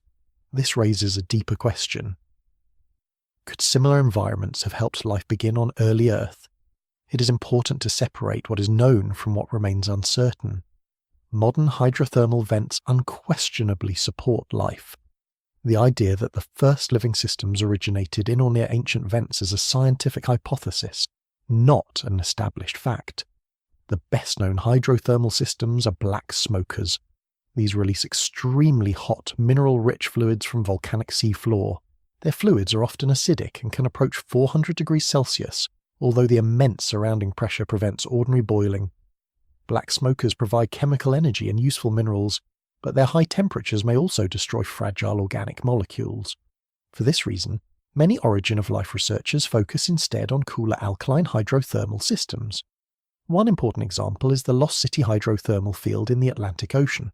Its pale carbonate towers differ greatly from the dark chimneys of black smokers. The fluids are alkaline and generally much cooler, often below 100 degrees Celsius. Lost City is powered mainly by a geological process called serpentinization. Serpentinization occurs when seawater reacts with iron-rich rocks from Earth's mantle. These reactions change the original minerals, release heat, and can produce hydrogen. The resulting vent fluids are chemically very different from the surrounding seawater. This contrast creates chemical disequilibrium, meaning that two nearby environments contain substances capable of reacting and releasing energy. The alkaline hydrothermal vent hypothesis is closely associated with the geologist Michael Russell and has been developed with researchers including William Martin. The hypothesis proposes that tiny mineral pores inside ancient alkaline vents may have acted as natural compartments. Instead of useful molecules being immediately diluted throughout the ocean, they could have accumulated inside small chambers within the vent structure. These mineral compartments may also have separated alkaline vent fluid from the more acidic surrounding ocean. That separation could have maintained natural chemical gradients. One particularly important example is a proton gradient. A proton gradient is a difference in the concentration of hydrogen ions across a boundary. When more hydrogen ions are present on one side than the other, the imbalance can store usable energy. Modern cells still depend on this principle. They move hydrogen ions across membranes and then allow them to flow back through a molecular machine called adenosine triphosphate synthase. This process helps produce adenosine triphosphate, the molecule cells use as an immediate source of chemical energy. The alkaline vent hypothesis suggests that early chemical systems may initially have used proton gradients created naturally by geology. Only later would primitive organisms have evolved membranes and molecular machinery capable of producing and controlling those gradients themselves. Minerals may also have assisted early reactions. Iron-sulfur minerals found around vents can act as catalysts, allowing certain chemical reactions to occur more easily. They also provide surfaces on which molecules can gather rather than remaining widely dispersed in seawater. Iron and sulfur remain important in modern biology. Many proteins involved in metabolism and energy transfer contain iron-sulfur clusters. This does not prove that life began on mineral surfaces, but it provides an interesting connection between hydrothermal chemistry and the machinery found inside living cells. A related proposal is the iron-sulfur world hypothesis, developed by the chemist Günther Wechtershäuser. Wechtershäuser suggested that early metabolism may have developed as a network of chemical reactions occurring on iron-sulfur mineral surfaces. In this view, organised metabolism may have appeared before free-living cells or fully developed genetic systems. The iron-sulfur world hypothesis and the alkaline vent hypothesis overlap, but they are not identical. Michael Russell's model places particular emphasis on mineral compartments and natural proton gradients, while Wechtershäuser focused more strongly on surface-based metabolic reactions. Hydrothermal environments offer several possible advantages for the origin of life. They can provide chemical energy over long periods. Mineral surfaces may encourage reactions. Small pores can concentrate molecules and create compartments. Hydrogen produced by serpentinization can react with carbon dioxide, potentially helping form carbon-based compounds. Water and rock would also have protected delicate chemistry from intense ultraviolet radiation at Earth's surface. Yet the hypothesis faces serious difficulties. The ocean can dilute molecules rapidly. Heat may destroy some useful compounds. Primitive membranes may not remain stable in alkaline or mineral-rich conditions. The formation of genetic polymers, including early forms of ribonucleic acid, may also be difficult in seawater. Researchers must explain how simple molecules became organized into systems capable of storing information, reproducing, and evolving. Another problem is independence. A primitive system living inside a mineral pore would eventually need to develop its own membrane and chemical machinery. Otherwise, it would remain permanently dependent on the vent's natural structure and gradients. Laboratory experiments have shown that minerals, hydrogen, carbon dioxide, and vent-like conditions can support parts of plausible prebiotic chemistry. Researchers have produced simple organic compounds and demonstrated reactions that may have contributed to early metabolism. However, no experiment has created a complete living cell from hydrothermal vent chemistry. Other possible birthplaces for life remain under investigation. Shallow pools may have concentrated molecules through repeated cycles of evaporation and refilling. Volcanic lakes could have supplied heat and reactive minerals. Coastlines offered changing conditions involving tides, wetting, drying, and sunlight. Ice may have protected molecules while concentrating them inside narrow liquid channels. Impact craters could have created temporary hydrothermal systems in fractured rock. Life may even have emerged through several connected environments, rather than within one perfect location. The question is also important beyond Earth. The National Aeronautics and Space Administration studies hydrothermal chemistry when considering Europa, a moon of Jupiter, and Enceladus, a moon of Saturn. Both are thought to contain oceans beneath thick shells of ice. If those oceans interact with rocky seafloors, hydrothermal reactions may provide chemical energy even though sunlight cannot reach the water. That does not show that life exists there. It simply means that some potentially useful conditions may be present. Hydrothermal vents remain one of the strongest scientific hypotheses for the origin of life, because they bring together water, minerals, chemical energy, hydrogen, carbon compounds, and natural compartments. They offer a plausible connection between geology and biology. But the evidence is not yet conclusive. Life may have begun at an alkaline vent, in a shallow pool, beneath ice, beside a volcanic lake, or through a sequence of environments no longer preserved. For now, hydrothermal vents remain a serious and productive possibility, not a settled answer to where life first began.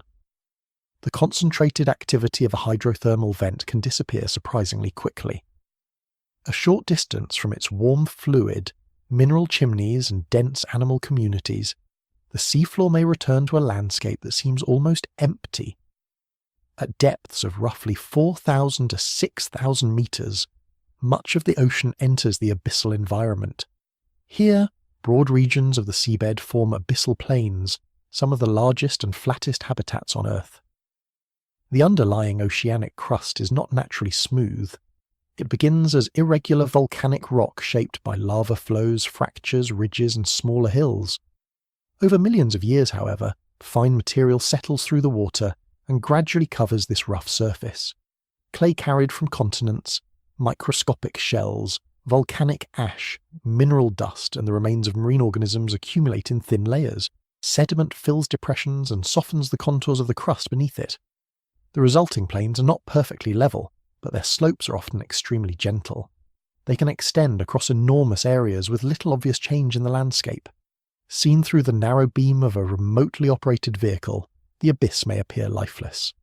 Pale sediment stretches beyond the reach of the lights, interrupted only occasionally by a small animal, track, burrow, or mound. This apparent emptiness is partly an effect of scale. The abyssal plain is not sterile. Its inhabitants are simply distributed thinly across an immense habitat, because food is scarce. A camera may travel for some distance before encountering a large animal, while the sediment beneath it contains microorganisms and small invertebrates that are much harder to see. The physical conditions are severe but relatively stable. There is no sunlight. Water temperatures commonly remain close to freezing, often between about 2 and 4 degrees Celsius. Pressure reaches several hundred times the atmospheric pressure at sea level. Currents are usually weaker than those near the surface, although deep water is never completely motionless. Slow circulation carries oxygen, dissolved chemicals, sediment, and occasional particles across the plain. The main limitation is food. Most abyssal life depends ultimately on organic matter produced in the sunlit ocean far above. As phytoplankton, animals, and waste begin to sink, they form the loose fall of material known as marine snow. Marine snow contains dead plankton, fecal pellets, mucus, discarded feeding structures, shells, fragments of tissue, mineral dust, and microorganisms growing on the particles. The descent may take days, weeks, or longer, depending on the size and density of the material. During that journey, bacteria and other microbes break down much of the organic matter. Zooplankton consume it. Larger particles are fragmented, dissolved, or repackaged into waste. By the time marine snow reaches the abyssal floor, only a small fraction of the material that left the surface remains. This faint supply supports communities adapted to gathering almost every usable trace. Sea cucumbers move slowly across the sediment, swallowing mud and extracting organic particles from it. Brittle stars raise their flexible arms into the water or search the seabed for food. Polychaete worms burrow through the sediment, while amphipods and isopods scavenge fragments of organic material. Sponges filter particles from the passing water. Xenophyophores are giant single-celled organisms that build complex structures from sediment and collected particles. Although each is technically one cell, some grow large enough to be clearly visible in deep-sea photographs. Rat-tailed fish, also called grenadiers, swim just above the bottom, using sensitive chemical systems to locate carrion, worms, crustaceans, and other small prey. Many abyssal animals are deposit feeders. Rather than hunting a particular organism, they process sediment and remove the small amount of edible material mixed within it. Others are scavengers, waiting for something larger to arrive. Across parts of the abyssal plain lie dark, rounded objects known as polymetallic nodules. These mineral deposits form around small centres such as rock fragments, shell pieces, or shark teeth. Over extremely long periods, layers rich in manganese and iron accumulate around the centre. The nodules may also contain nickel, cobalt, copper, and other elements of commercial interest. Their growth is exceptionally slow. In many areas, they increase in size by only a few millimeters over 1 million years. The nodules are not living organisms, but they create habitat. Sponges, corals, worms, and microorganisms may attach to their hard surfaces in regions where most of the surrounding seabed consists of soft sediment. This has made proposed deep-sea mining scientifically controversial. Mining vehicles could remove nodules while disturbing or compacting the sediment beneath them. Their movement may create plumes of fine particles that spread through the surrounding water and settle elsewhere. Noise, vibration, artificial light, and the removal of hard surfaces could affect animals beyond the immediate mining path. Recovery is particularly uncertain because abyssal ecosystems operate slowly. Nodules require millions of years to form, and many deep-sea animals grow gradually, reproduce infrequently, or remain poorly studied. Researchers therefore cannot confidently predict how long a disturbed community would need to recover, or whether some specialised habitats could return at all. Most of the abyss survives on a thin and steady supply of marine snow. Occasionally, however, an enormous concentration of food arrives all at once. When a whale dies near the surface, its body may float while gases accumulate inside it. Eventually the carcass can sink and come to rest on the deep sea floor. This is known as a whale fall. Compared with the ordinary food supply of the abyss, a whale carcass is an extraordinary delivery of organic matter. It can support a succession of communities over years or even decades. Large scavengers often arrive first. Hagfish, sharks, rat-tailed fish, amphipods, and other animals remove soft tissue from the carcass. As the remains become smaller, enrichment opportunist animals gather in the nutrient-rich sediment around the bones. Worms and crustaceans feed on remaining tissue, while microbial activity increases. Later, fat stored inside the bones can support bacteria that produce hydrogen sulfide. Sulfide-dependent microorganisms and animals associated with them may then colonize the site. Bone-eating worms from the genus Ocedax play a particularly unusual role. They lack conventional mouths and digestive systems. Instead, root-like tissues grow into the bone, where symbiotic bacteria help them obtain nutrients. Marine ecologist Craig Smith and researchers from the University of Hawaii have been central to modern scientific understanding of whale falls.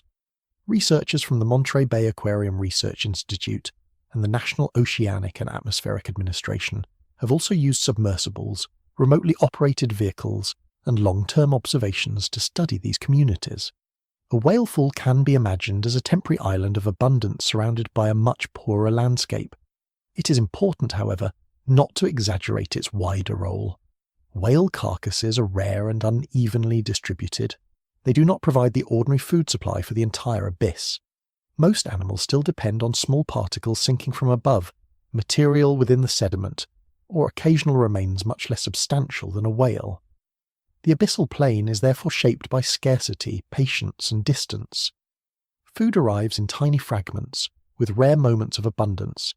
Animals move slowly, communities are widely spaced, and the landscape changes on timescales, difficult for humans to observe directly.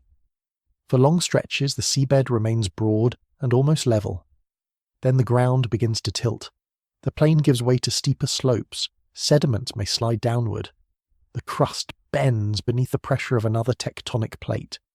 After thousands of kilometers of relative flatness, the seafloor suddenly descends into a trench, carrying the ocean into its deepest and most extreme environment.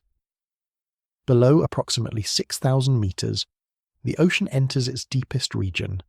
This is the Hadal zone, named after Hades, the underworld of ancient Greek mythology. Unlike the broad abyssal plains above, the Hadal zone does not form one continuous layer around the planet. It exists mainly inside deep, narrow ocean trenches. These trenches form where tectonic plates meet at subduction zones. At a subduction zone, one plate bends and descends beneath another, carrying part of Earth's crust back into the mantle. The downward curve creates a long depression in the seafloor. The same process can produce powerful earthquakes, chains of volcanoes, and, when the seabed moves suddenly, destructive tsunamis. Trenches are therefore not merely deep holes. They are active geological boundaries shaped by the slow movement of the planet's outer shell. The best-known example is the Mariana Trench in the western Pacific Ocean. It lies east of the Mariana Islands and extends for more than 2,000 kilometers. Within it is Challenger Deep, the deepest surveyed region of the global ocean. Measurements place the lowest part at approximately 10,900 meters below sea level. The exact figure varies slightly between surveys. Sound travels at different speeds depending on water temperature, salinity, and pressure. Instruments follow slightly different routes, and Challenger Deep contains more than one depression that may be described as its lowest point. The broad conclusion, however, is not in doubt. The bottom lies close to 11 kilometers beneath the surface. Mount Everest rises approximately 8,849 meters above sea level. If it were placed inside Challenger Deep, its summit would remain beneath more than 2 kilometers of water. The bottom also lies deeper than the normal cruising altitude of many commercial aircraft. A passenger aircraft passing above the sea could therefore be closer to the trench floor than a ship floating directly over it. The physical conditions at this depth are extreme. There is no sunlight. Temperatures remain only a few degrees above freezing. Pressure approaches roughly 1,100 atmospheres, meaning that the surrounding force is more than 1,000 times greater than atmospheric pressure at sea level. The trench walls can be steep and unstable. Earthquakes, landslides, and sediment flows may carry material downward. Organic particles sinking across a wide area can also be funneled toward the trench axis. This means that some Hadal locations may receive more food than a similarly deep, flat surface would receive. Even so, the environment remains cold, dark, isolated, and severely limited in fresh organic material. Life persists there. Hadal amphipods scavenge fallen material and may gather rapidly around bait placed by scientific landers. Sea cucumbers move across the sediment, consuming mud and extracting organic particles. Bristleworms burrow through the seafloor. Isopods, microbes, and xenophyophores occupy sediments and surfaces throughout the trenches. Some microorganisms live within the mud, where they help break down organic matter and cycle carbon, nitrogen, sulfur, and other elements. Snailfish are among the most recognizable Hadal vertebrates. Their bodies are soft, lightly built, and without gas-filled swim bladders. Several species live thousands of meters below the surface, feeding on amphipods and other small animals. However, Fish do not appear to survive at the very deepest trench floors. The deepest confirmed fish observations have occurred a little beyond 8,000 metres. Below this range, increasing pressure may disrupt cellular chemistry beyond the point that fish can compensate. One possible limit involves trimethylamine N oxide, a compound that helps stabilise proteins under pressure. Many marine fish accumulate more of it as their normal habitat becomes deeper. At extreme concentrations, however, it may interfere with the balance of water and dissolved substances inside the body. This may help create a physiological depth limit for vertebrate fish. Invertebrates and microorganisms use different adaptations and can survive deeper. Hadal animals generally contain few compressible gas spaces. Flexible, water-rich bodies allow pressure to remain balanced inside and outside their tissues. Their cell membranes contain specialized fats that remain functional under cold and compression. Pressure-stabilizing molecules help proteins keep the shapes required for normal activity. Many species grow slowly, conserve energy, and feed opportunistically. They consume marine snow, carrion, sediment, microbes, and material delivered by currents or landslides. The deepest ocean may appear empty, but its inhabitants are adapted to use almost anything edible that arrives. Humans first reached Challenger Deep in 1960. The Swiss oceanographer Jacques Piccard and United States Navy Lieutenant Don Walsh descended aboard the bathyscaphe Trieste. Trieste differed greatly from a modern streamlined submersible. Its main float was filled with gasoline, which is lighter than seawater and only slightly compressible. A thick steel pressure sphere hung beneath the float and contained the two occupants. The cabin was extremely small, with little room to move during the descent. Heavy iron weights pulled the vessel downward. To return to the surface, Trieste released the weights, allowing the buoyant gasoline-filled float to carry it upward. The descent took several hours. Near the bottom, the men observed a pale sediment surface through a small window and remained there for only a short time before beginning their ascent. Their journey proved that a crewed vehicle could survive the pressure at the deepest known part of the ocean. More than half a century later, filmmaker and explorer James Cameron made the first solo descent to Challenger Deep. In 2012, he travelled aboard Deep Sea Challenger, a narrow vertical vehicle designed for full ocean depth exploration. The submersible used modern syntactic foam, batteries, cameras, robotic equipment, and a compact pressure sphere. Cameron spent several hours near the bottom collecting images and observations. Beginning in 2019, explorer Victor Vescovo completed repeated dives aboard Limiting Factor. Unlike many earlier deep diving vehicles, Limiting Factor was designed for repeated journeys to full ocean depth, rather than a single experimental descent. Its titanium pressure sphere carried 2 people, allowing scientists and explorers to visit trenches in several ocean basins. In 2020, former National Aeronautics and Space Administration astronaut and oceanographer Catherine Sullivan descended to Challenger Deep aboard Limiting Factor. She became the first person to have both travelled into space and reached the deepest known point in the ocean. The number of people who have visited Challenger Deep remains very small, although it continues to grow as new expeditions are completed. Robotic exploration is far more common.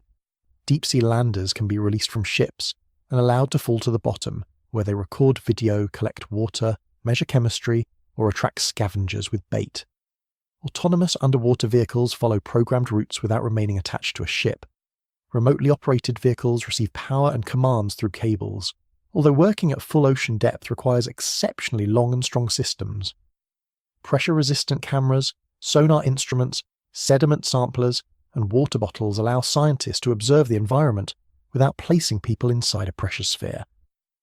The National Oceanic and Atmospheric Administration contributes mapping, exploration, and scientific coordination. Woods Hole Oceanographic Institution develops vehicles and instruments for deep-sea research. The Schmidt Ocean Institute supports expeditions using advanced sonar, robotic vehicles, and open scientific data.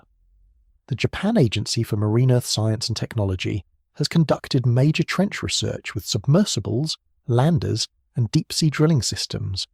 University teams from many countries study Hadal biology, geology, chemistry, pressure adaptation, and sediment processes. Their findings have also revealed an uncomfortable connection to the surface. Plastic fibres, fragments, and other human-made contaminants have been detected in Hadal sediments and animals. Chemical pollutants have reached trenches that once seemed completely isolated from ordinary human activity. The deepest places on Earth are remote, but they are not sealed away from the rest of the planet.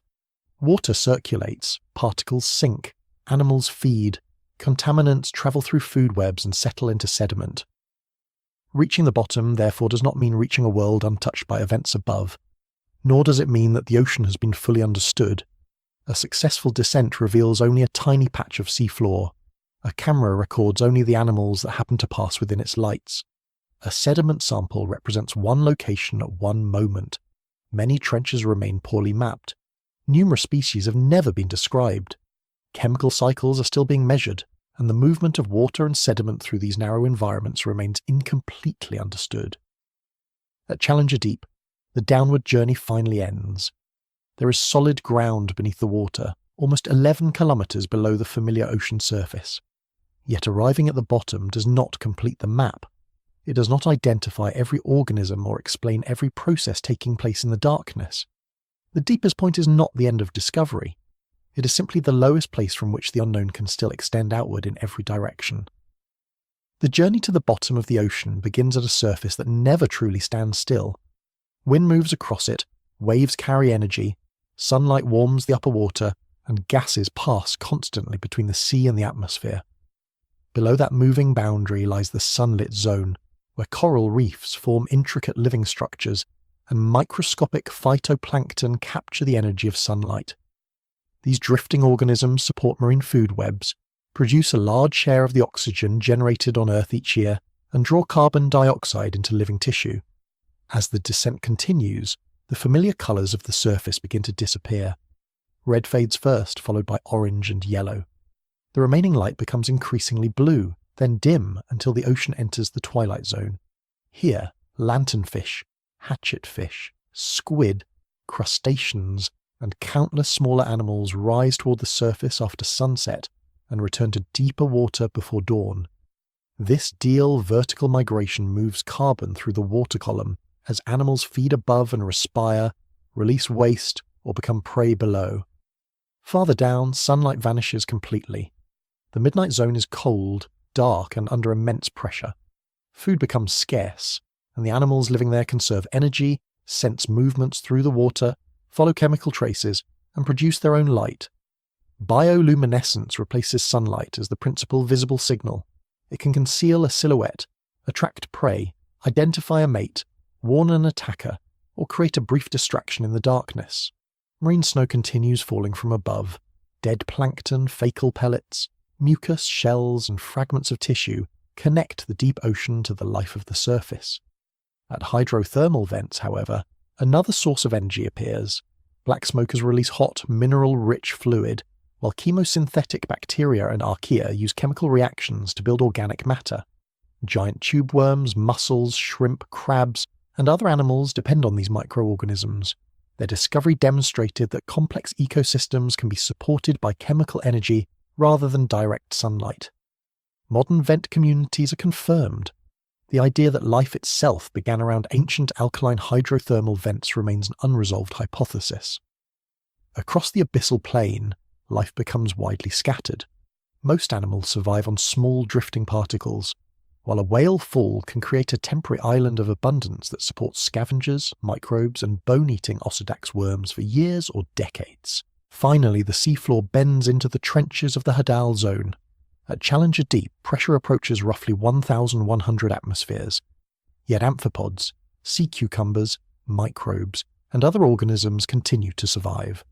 Jacques Picard and Don Walsh first reached this depth aboard Trieste in 1960. James Cameron followed in 2012, while Victor Vescovo, Catherine Sullivan, and other explorers later descended in limiting factor. Even now, the ocean remains incompletely known. By April 2026, modern high-resolution surveys had mapped approximately 28.7% of the global seafloor.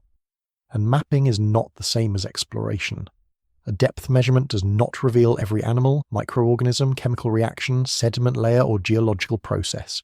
The deep ocean is not an alien world separate from humanity. It shapes Earth's climate, oxygen cycle, carbon cycle, geology, biodiversity, and history. The bottom of the ocean is a real destination. Understanding everything that lives and happens there remains one of science's longest, deepest, and quietest journeys.